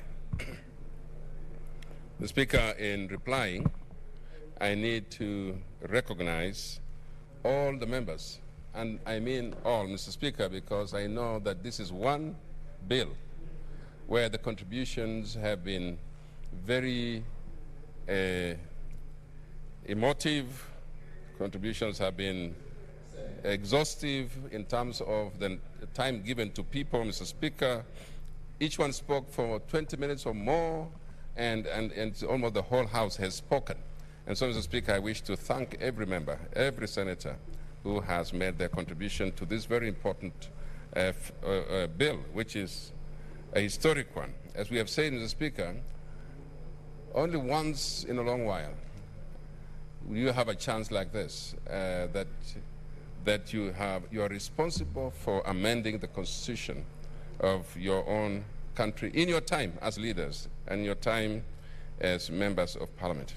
And so I do wish to thank the people who initiated this process from the very beginning, Mr. Speaker, that made it such an important function that it had to be a popular initiative, that it had to belong to the people of Kenya.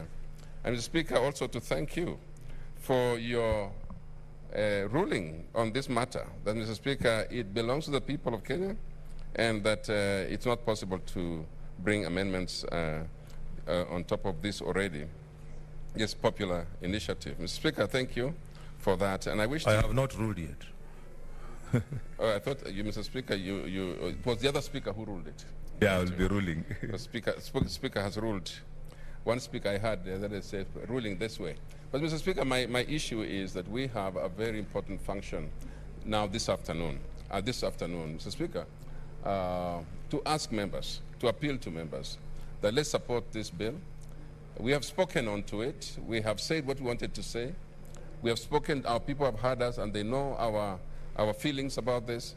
But, Mr. Speaker, I want to appeal to members that this is a time to rise above even those pains or whatever feelings and support this process so that the people of Kenya can go and do the rest by referendum or by any other means, Mr. Speaker. So, Mr. Speaker, I just want to thank members and say this is going to be not the end, but a comma in the process. The process proceeds. The process is going back to the people after the IEBC and the president, and then the IEBC, and then the people, Mr. Speaker. That includes all of us again, because we represent them. So I want to wish everybody I wish everybody should just support it today. Let's have a good voting. Let's support this process and let it move forward. I want to thank you, all of you who made contributions from both sides of the House. I do believe that this is a worthy cause for us to be on the record that we were here when this amendment was done. It's called the BBI. It is building bridges, and that moves us to completely live within that call. Let's live within that call that it is building bridges. And Speaker, let's use this time to build bridges in Kenya. Let's make sure that people have a shared prosperity, a shared future. Let's make sure, Mr. Speaker, that we support. And I do plead to all members to support. And with those few remarks, Mr. Speaker, I do reply. Thank you. Okay, order, senators.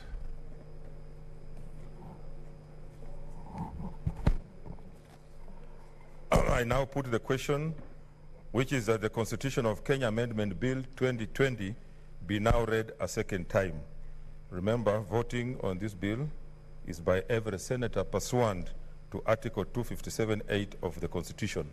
I therefore now order the division bell to be rung for 5 minutes, after which we shall have a roll call vote.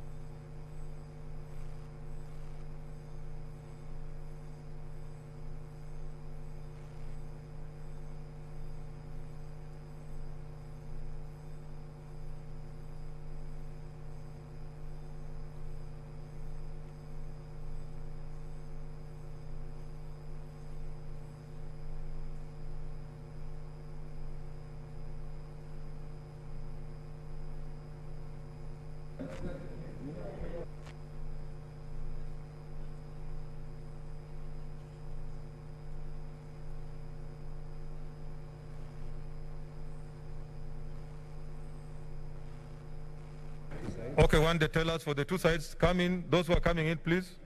We want to start the voting. Let's have the tellers.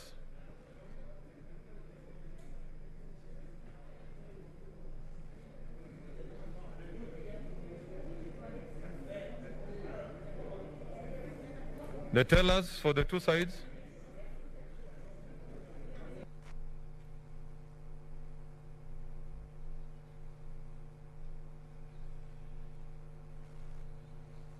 Okay, okay. We want to start.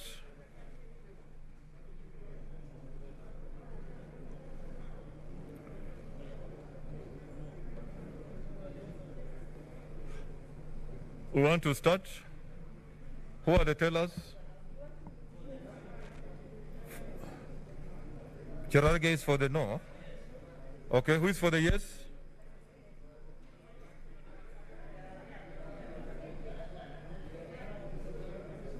Order, senators.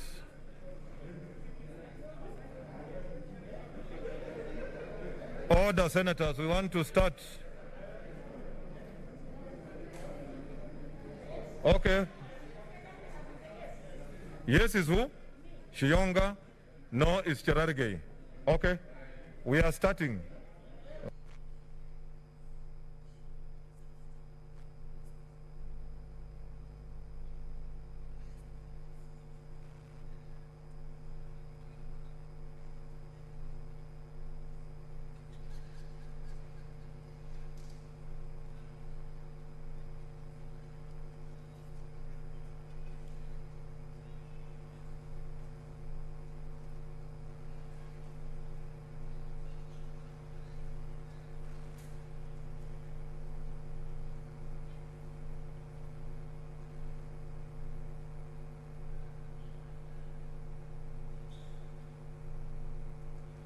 Okay, okay. Online people, we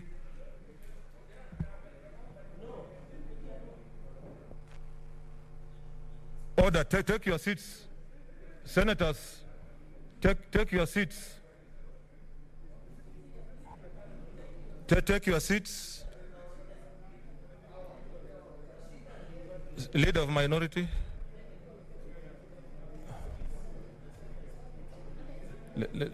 Let's take our seats.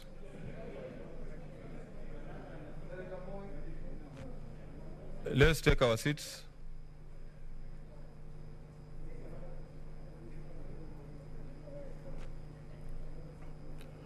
Okay.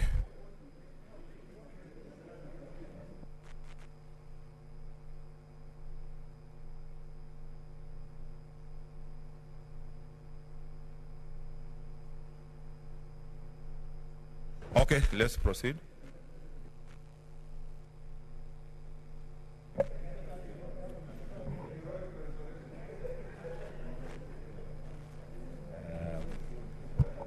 The Constitution of Kenya Amendment Bill 2020, second reading, division, roll call. Senator Adan Dulo Fatuma, Isiolo County. I vote yes. Senator Ali Abdullahi Ibrahim. I vote yes. Senator Boy Issa Juma. Quali vote yes. Senator Chebeni Masi. I vote yes. Senator Cherarghe Samson Kiprotich. Mr. Speaker, is there a microphone? Mr. Speaker, is it on record? Mr. Speaker, on behalf of the great people of Nandi, and their message is loud and clear, I vote no. Senator Cheruiyot Aaron Kipkirui. Mr. Speaker, the people of Kericho have given me firm instruction. They say no to this deception.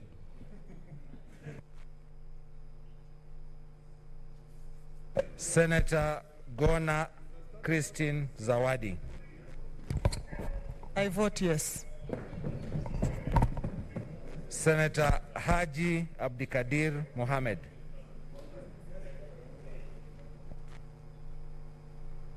Haji.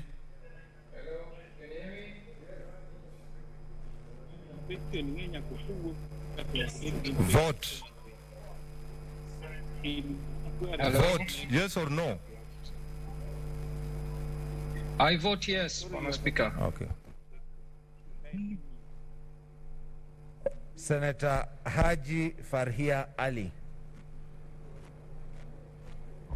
Mr. Speaker, I vote yes.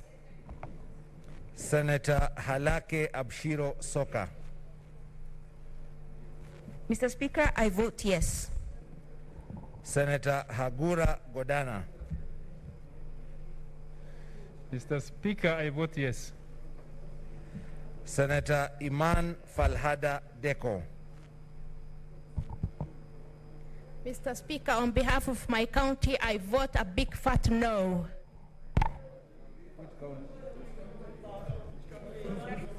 Senator Imana Malakai Charles Ekal. Mr. Speaker, hello, Mr. Speaker. Yes, I can hear you.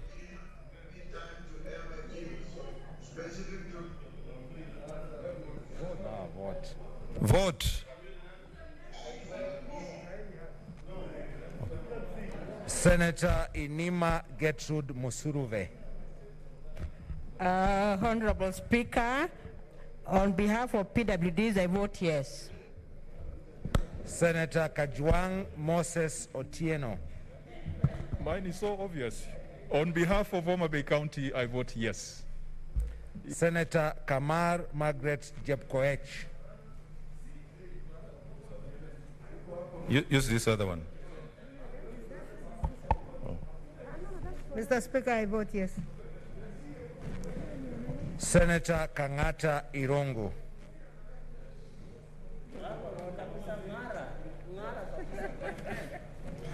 Yes, Mr. Speaker, on behalf of the people of Muranga, who got 1 constituency, the people of Nyeri, Nyandarua, Tharaka, who got 0 constituency, fearful of the taxes that we raise to support an enlarged parliament. Order. And cause losses to Muranga businesses. And urging the government to expect... Senator, order, Senator.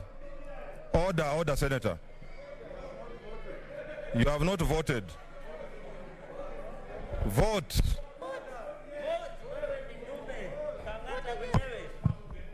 Fearful of... Order, Senator.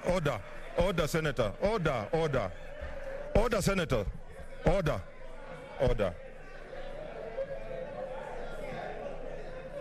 Order, Senators. Senator Kangata. Order, Senators. You know the whole world is watching us. You spoke. I gave you an opportunity to speak. Vote. Mr. Speaker, you cannot gag me. Vote. Mr. Speaker, I have the right to say the reason why I'm voting. I am voting. Yes. Muranga got 1 constituency, Kwale got 4. Tharaka got 0 constituency. Meru got only 2 when you are giving Kwale 4 constituency. Yes. Why is it that... Order, Senator. Nyandarua got 0 constituency. Order, Senator. Vote no.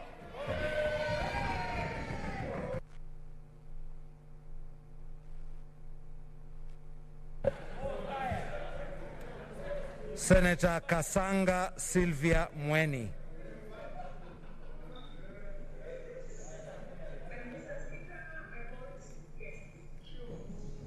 Senator Haniri George. Online. Vote yes. Am I on record? What's your point of order? Oh, okay, order, out of order. Order, Malala, out of order.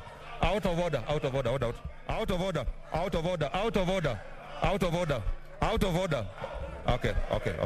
Next. Okay. Senator Kibiru, order. Senator Kibiru Charles Rubenson.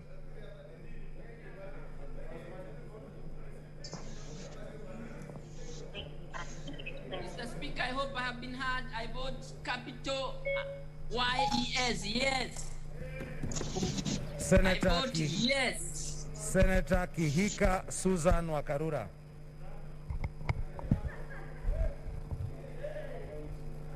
Mr. Speaker, on behalf of the people of Nakuru County, and cognizant of how badly the economy of Kenya is doing at the moment, knowing that they would really, they have been sold a lie, and knowing that they elected me to stand for the truth and tell them the truth. A country that is paying debts in excess of 1 trillion. Order, Senator Susan. Susan, order. Order, Senator. Order, senators. Order, senators. Please, order, senators. Order, just a minute, Senator Kangata.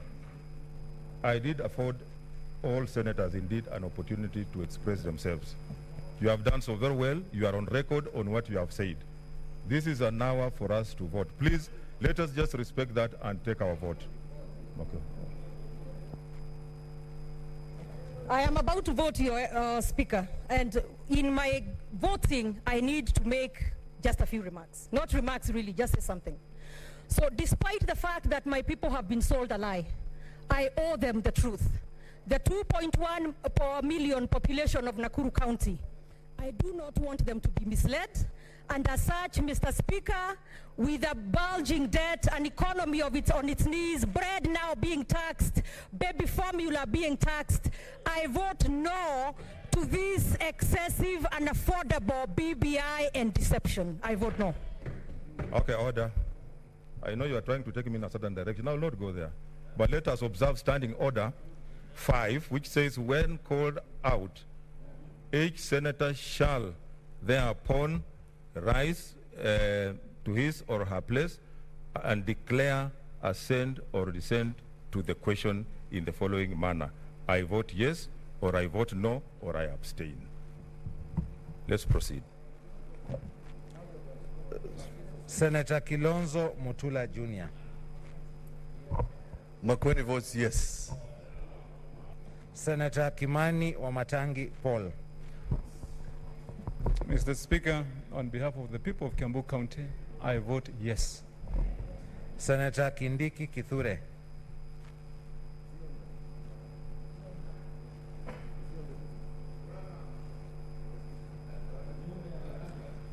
Senator Kindiki Kithure. Senator Kirinyaga Ephraim Mwangi Maina.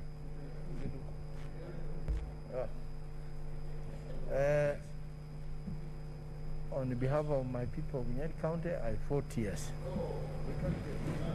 Senator Langat Christopher Andrew. Where? Mutula, what is this? You've been heard. You've been heard, please. Order, Senator Maina.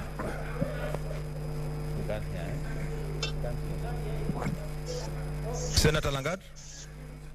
On behalf of the great people of Bomet County, I vote no to this particular massive instrument of impunity.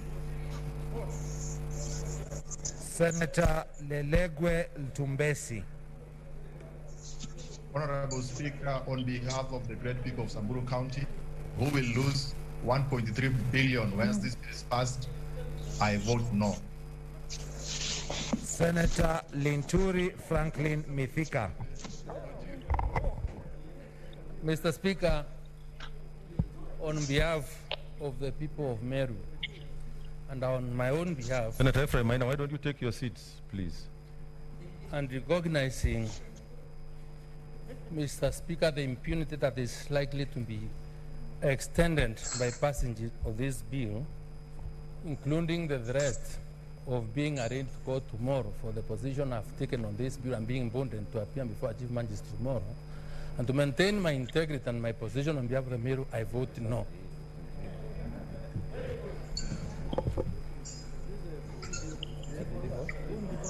He's voted. He has voted. Next. Senator Loitiptip Anwar.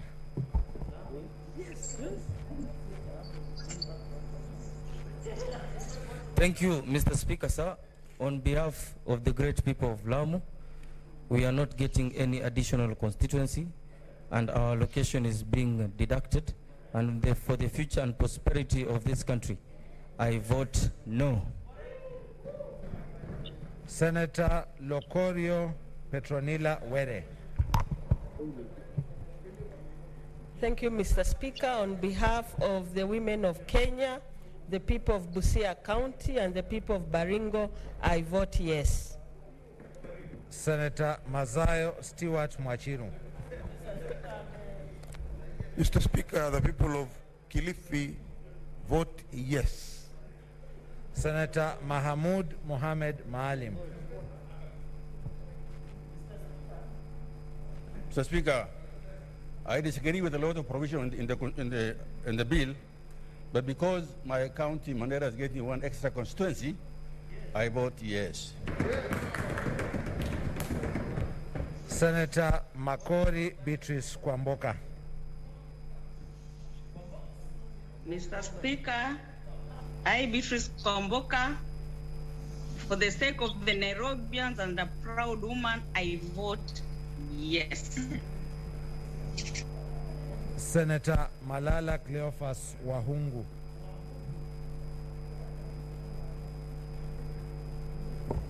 Thank you. On behalf of the people of Kakamega and on behalf of the ANC party, and with the belief that this document is going to enhance equal opportunities among all communities in Kenya, I vote yes.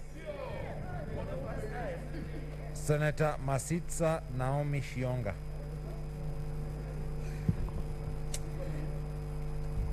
Mr. Speaker, sir, on behalf of women of Kenya and the leadership that this document has shown, I vote a big yes. Senator Mbito Michael Malinga. Mr. Speaker, Franzoya votes yes.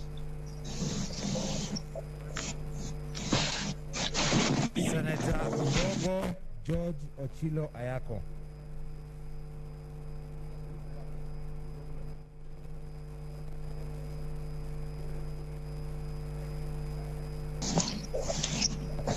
Senator Ayako.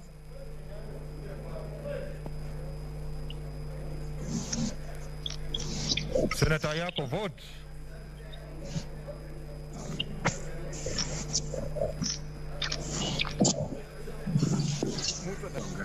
Senator Ayako. Hello, Mr. Speaker, can you hear? Yeah, we can hear you.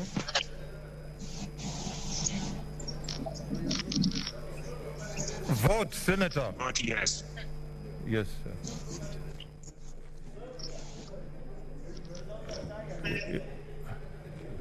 Next. He has voted. He voted. Yeah, I heard, yeah. Next. Senator Milgo Alice Chepkorir.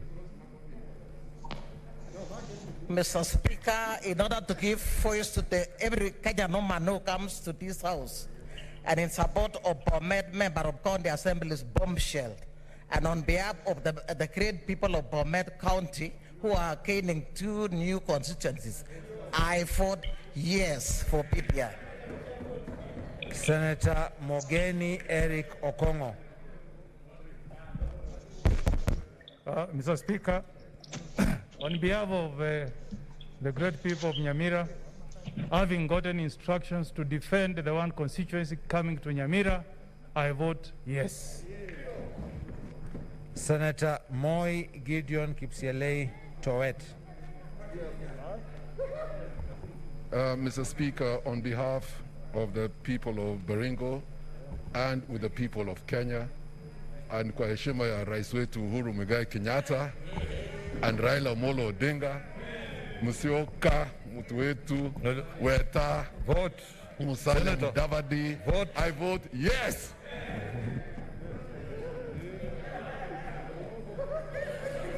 Senator Mpayei Philip Salau. Yes. Thank you, Mr. Speaker. On behalf of Kajiado, the people of Kajiado, and Kajiado getting 3 constituencies, I vote yes. Senator Mugo Beth Wamboi. Thank you, Speaker. On behalf of Theotech Women of Kenya, I request that you take our caring seats. mothers, I Senators, we are vote live, huh? yes. Please. I'm scared. Senator Maina, take your seat.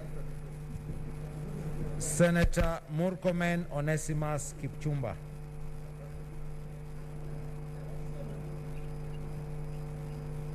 Pachoya. Mr. Speaker. Vote, Senator.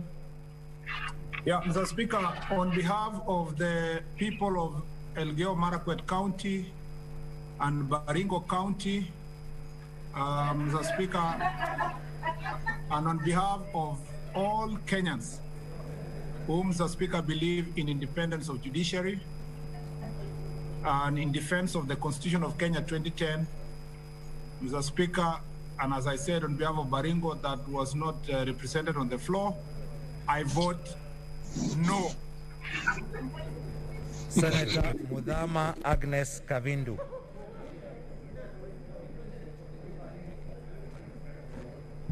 Mr. Speaker, on behalf of the people of Machakos and the people of Kenya, I vote yes to this bill.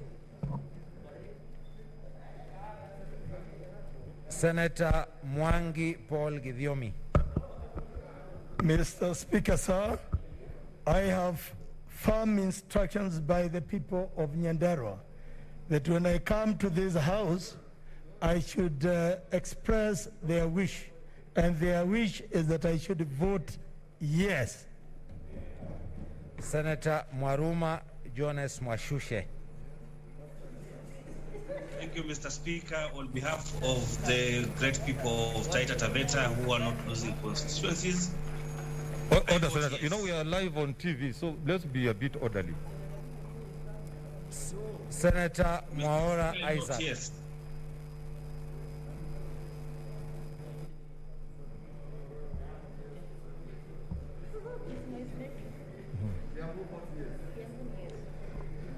To ensure that the people of Ruiru have enough representation and enough resources to the county of Kiambu, I vote yes.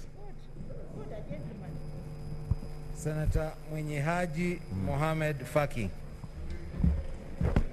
Mr. Speaker, sir, on behalf of the people of Mombasa and Kenyans in general, I vote yes. Senator Nderito John Kenywa.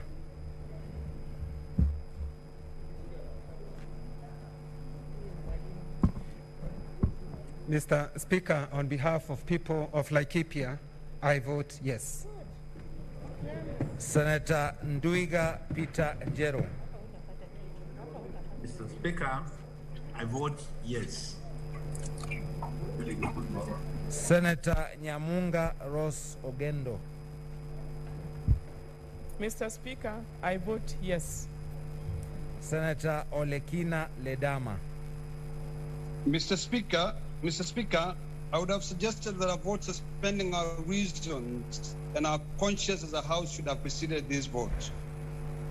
But look, Mr. Speaker, this being a bill of popular initiative, the vote of consequence lies with the House, lies not with the House, but with the registered voters, who shall have their say in the referendum. Vote.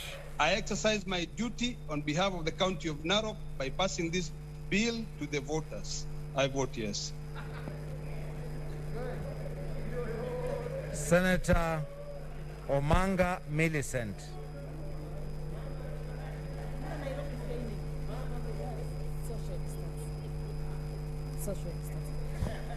On behalf of the sufferers, the hustlers, the marginalized, the people of Northeastern who lose when we use the per capita, on behalf of the tax pairs of Kenya, Mama Mboga, Boda Boda, Wheelbarrow, on behalf of all those hustlers, I vote no. Senator Ongeri Samson Kegengo. On behalf of the KBC County and in the farm, believe that the requests are made for Bobasi constituency to be given an additional constituency, I vote yes. Senator Orengo James.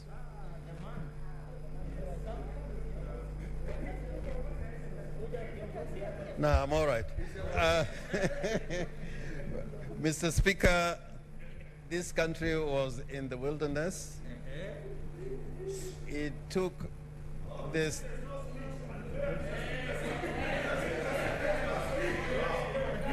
Order, Senator. Order. Say I will not speak. Order. Senator Kangata. Senator. No. Senator. You said I will not speak. Senator Kangata. Senator. Be fair. You are pushing me. Order. Order. Take your seat. Senator Mr. Kangata, Speaker, take your sir, seat. Be fair to me. Be fair to me. Senator Kangata, take your seat. Order,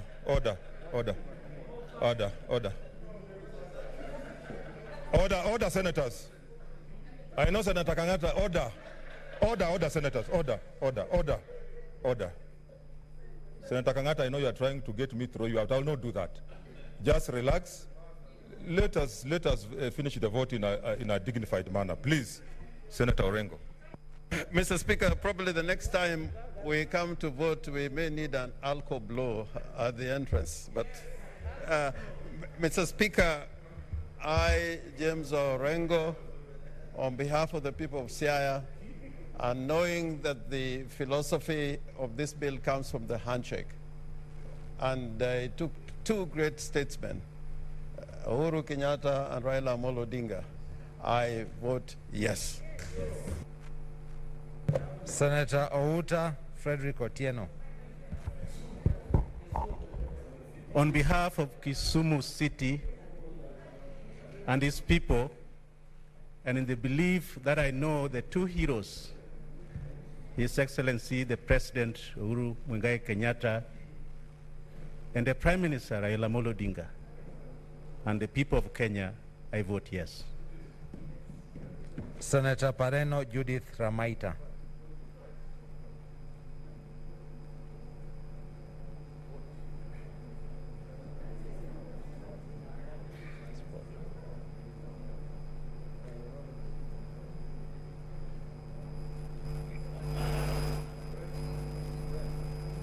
Senator Pareno.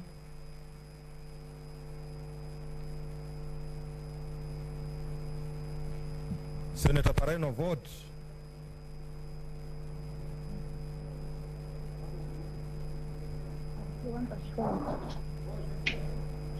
Unmute. Pareno, vote. Take your vote. Yeah, I've seen it.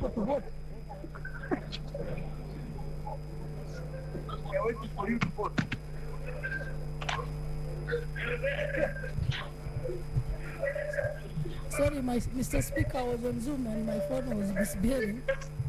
Mr. Speaker, for the sake of Kajiado County, the unity and prosperity of this country, the women at large, I vote yes. Mute your phone. This technology is bringing a problem. Senator Pogisio Samuel Losuron. Mr. Speaker, on behalf of the people of West Pokot, and so that the handshake is not in vain, I vote yes. Senator Prengei Victor.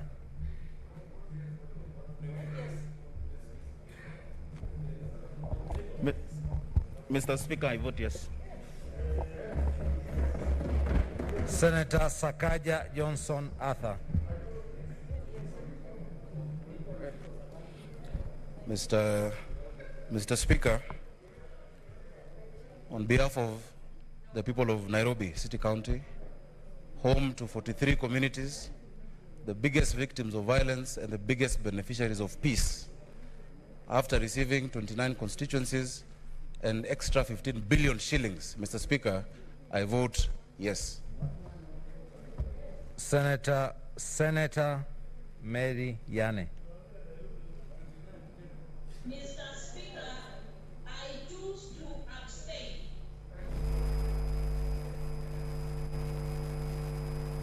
Senator Wako Sitwila Emos. Mr. Speaker, sir, on behalf of the people, the good people, the patriotic people of Busia County and Kenya generally, taking into account the wise decision of our own joint committee, who, having considered the Constitution of Kenya Amendment Bill 2020 and submissions received thereon, recommended to us that we should pass the bill, I say yes. I vote yes to the bill. Senator Wambua Enoch Kiyo.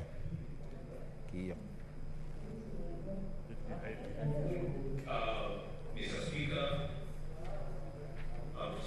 lengthy and candid conversations with the Wiper Party leader, His Excellency Stephen Kalonzo Musyoka, and the top leadership of the Wiper Party that has sponsored me to this Senate. The Speaker, in solidarity with the Sacred Alliance, led by Stephen Kalonzo Musyoka, Wycliffe Musalia Mudavadi, Gideon Moi, and Moses Masika Wetangula, the Speaker, to lead my people of Kitui to show solidarity and stand with the great people of Makueni and Machakos. Mr. Speaker, I vote yes. Senator Wako Naomi Gilo.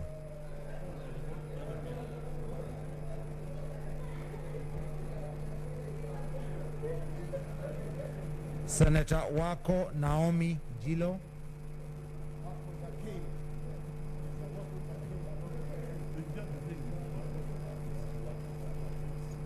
Senator Wako.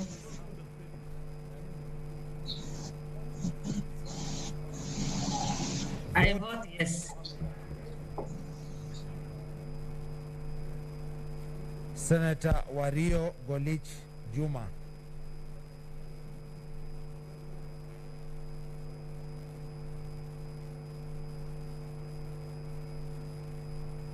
Senator Wario Golich Juma.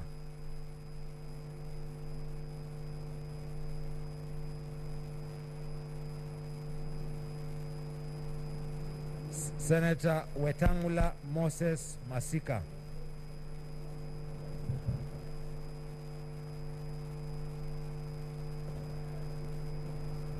Mr. Speaker, on behalf of the great people of Bungoma, having been a signatory to this process at every stage, and on behalf of the people of Kenya and One Kenya Alliance, I vote yes.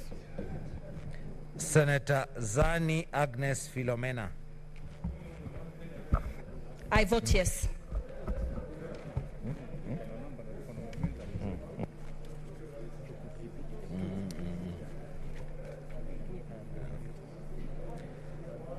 Senator Kindiki Kithure.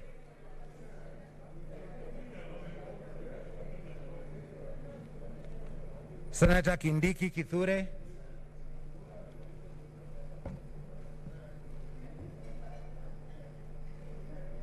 Senator Wario Golich Juma.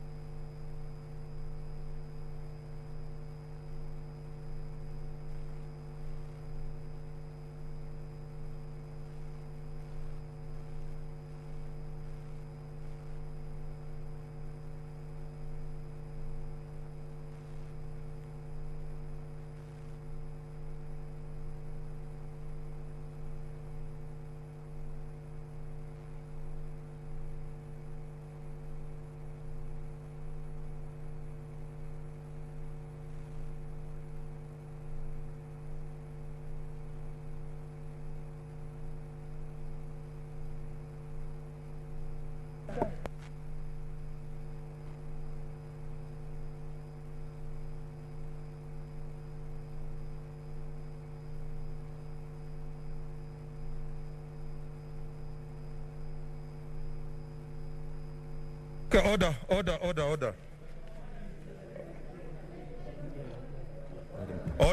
Order. Senators, take your seats.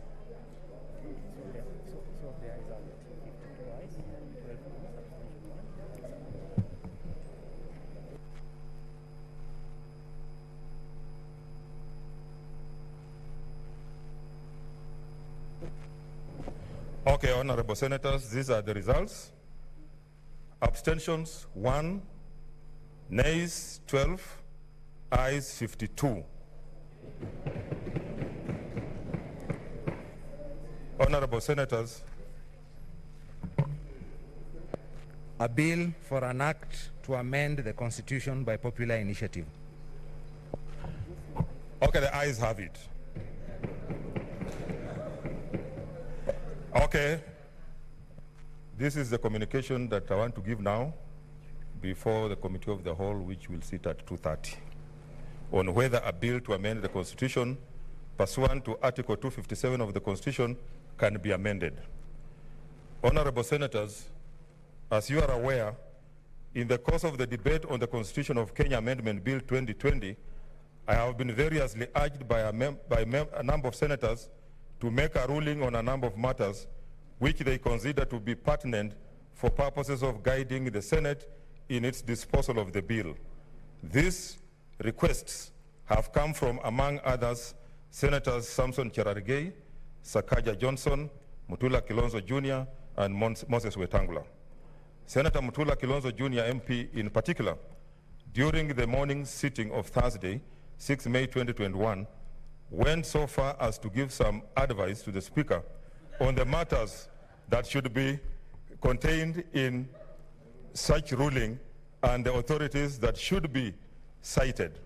It is an invitation which, as a Speaker of the Senate, I promptly declined. At the time, I guided the Senate that the questions on which I was being requested to rule were premature and anticipatory, as they had not ripened for determination. Honorable senators, as you are aware, the Constitution of Kenya Amendment Bill 2020 was introduced in Parliament and read a first time in the National Assembly and the Senate on 4th March 2021, pursuant to Articles 257(7) of the Constitution. Pursuant to Standing Order number 141 and 145 of the Senate Standing Orders, the bill was referred to the Standing Committee on Justice, Legal Affairs and Human Rights for consideration. The Standing Committee was mandated to consider the bill jointly with the Departmental Committee on Justice and Legal Affairs of the National Assembly. The committees tabled a joint report on Wednesday, 28 April 2021 in both houses of Parliament. As I have indicated, in the course of debate, the second reading questions arose as to whether a bill to amend the Constitution introduced by a popular initiative, such as the one before us, can be amended, and resultantly, whether therefore amendments can be proposed and admitted by the Speaker for consideration by the Senate at the Committee of the Whole.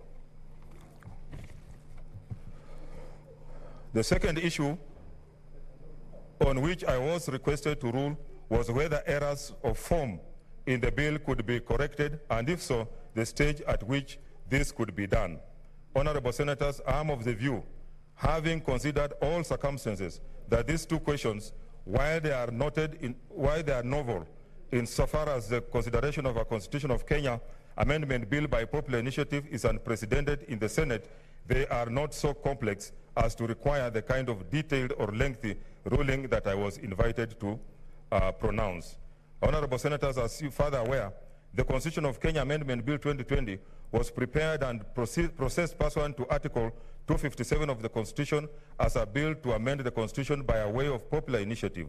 With regard to the consideration of the bill by Parliament, Article 257(7), 8, 9, 10 of the Constitution provides as follows, and I quote, "If a draft bill has been approved by a majority of the county assemblies, it shall be introduced in Parliament without delay." B, a bill under this article is passed by Parliament if supported by a majority of the members of each house.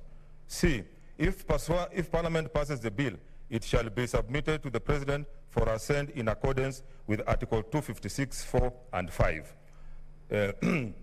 10, if either House of Parliament fails to pass the bill or the bill relates to a matter specified in Article 255(1), the proposed amendment shall be subjected to the people in a referendum. From the foregoing, the questions raised by the honorable senators emanate from the fact that Article 257 of the Constitution, which is the only article of the Constitution governing the amendment of the Constitution by a popular initiative, does not expressly pronounce itself on whether Parliament, in considering the bill, may or may not amend it. This position is markedly different from the position accrued by the former Constitution of Kenya, which was hence immediately preceded the promulgation of the Constitution of Kenya 2010. This former Constitution provided Article 47(4) as follows: when a bill for an act of Parliament to alter this Constitution has been introduced into the National Assembly, no alteration shall be made in it before it is presented to the President for assent, except alterations which are certified by the Speaker to be necessary because of the time that has elapsed and since the bill was first introduced into the Assembly. No corresponding provision was imported into the Constitution of Kenya 2010 in respect of constitutional amendment by popular initiative, and that matter even in respect of amendments by parliamentary initiative. Honorable Senators, it's noteworthy that when considering this question, the joint sittings of the National Assembly Departmental Committee on Justice and Legal Affairs and the Senate Standing Committee on Justice and Legal Affairs and Human Rights found that Article 94 of the Constitution vests the legislative authority of the Republic in Parliament, and that Parliament has the mandate to take any legislative action in appropriate circumstances required to ensure that a constitutional amendment initiated under Article 257 of the Constitution achieves the objectives so as to prevent the sovereignty of the people as guaranteed under Article 1 of the Constitution. This finding is profound. It is a recognition that while Parliament, pursuant to Article 94(3) of the Constitution, represents the will of the people and exercises their sovereignty, the extent of Parliament's powers is not unlimited. Parliament,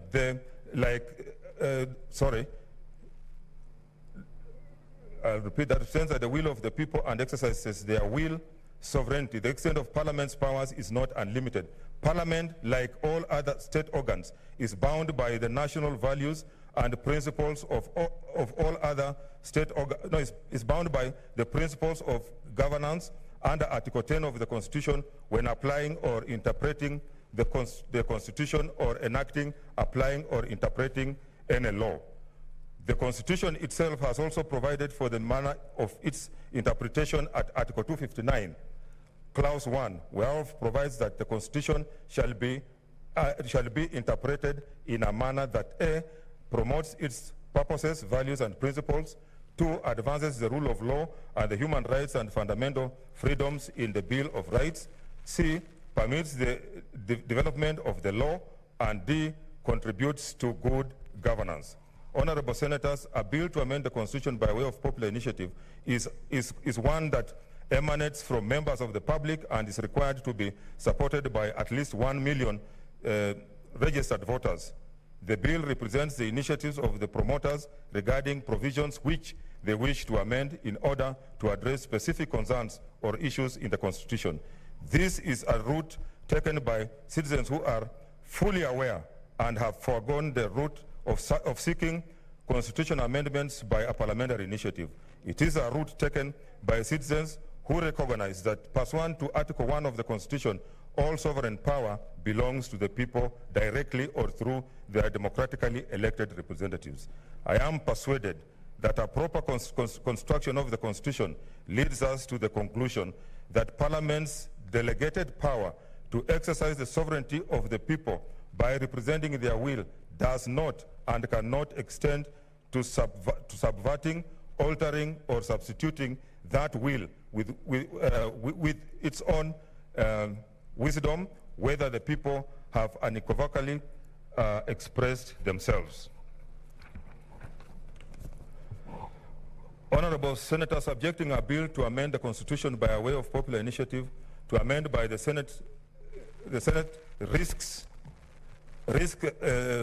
altering or substituting the intentions of the promoters of the bill with those of the Senate, and hence the overall output of the process may be a bill containing provisions that were neither contemplated nor designed by its promoters. This is particularly so because if the Senate can amend one clause of the bill, it can amend two clauses of the bill. And if the Senate can amend two clauses of the bill, then it can amend all the clauses of the bill, resulting in a bill that is unrecognizable from the one that was submitted to the Senate by its promoters. Can such a resulting bill still be said to be a bill by a popular initiative? Honorable Senators, in light of the foregoing and supported by the findings of the committees, there is need to protect the sovereign will of the people. Indeed, the committees of the two houses which consider this bill found at paragraph 364 that pursuant to Article 257(10) of the Constitution, Parliament cannot replace or usurp the people's views on a popular initiative with its own, and that the ultimate authority regarding a popular initiative bill rests with the people. I agree. I therefore rule, in respect to the specific questions asked, that an amendment may be made to the provisions of a bill to amend the Constitution by way of a popular initiative in the Senate. The Senate has the option of either passing or rejecting the bill in toto in accordance with Article 257(8) of the Constitution. Following from these findings, I decline to approve the notices of proposed amendments to the bill at the committee stage submitted to my office by Senator for Moranga County, Senator Irungu Kangata, MP, Senator for Kitui County, Senator Enoch Wambua, MP, the nominated Senator, Senator Milson Domanga, MP, and the Senator for Nandi County, Senator Samson Cherargei. The question then arises whether the Senate still proceeds to the Committee of the Whole on the bill, and if so, the manner in which the committee stage is to be transacted. The Committee of the Whole is a mandatory stage for the constitution of any bill. A bill for an amendment of the Constitution by popular initiative is no exception. The committee stage is the forum at which the Senate is able to consider the bill clause by clause in a detailed manner. As senators are aware, the procedure in the Committee of the Whole is less rigid than that of the Senate in plenary and permits any senator to speak to any clause, including speaking more than once to a question proposed. The only difference will be that the deliberations in the Committee of the Whole, including contributions by individual senators, can only be geared towards the acceptance or rejection of the bill as a whole. All the clauses and the schedules will accordingly be read out and proposed as is standard procedure in the Committee of the Whole, but only one question will be put, which shall be that the clauses, the schedules, and the title be part of the bill. Senators will then be expected to vote either yes or no or abstain. The bill is a whole and not any particular clause or part of the bill on its own. Honorable Senators, one final matter remains, which is the question whether formal errors may be corrected, and if so, the manner of such correction.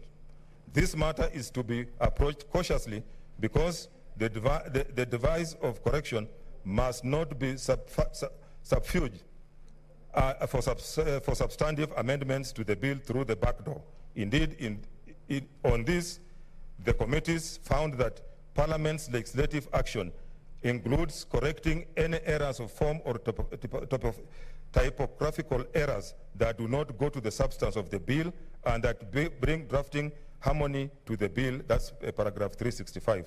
Standing Order number 162 provides for the custody of the bills and process after passage of a bill.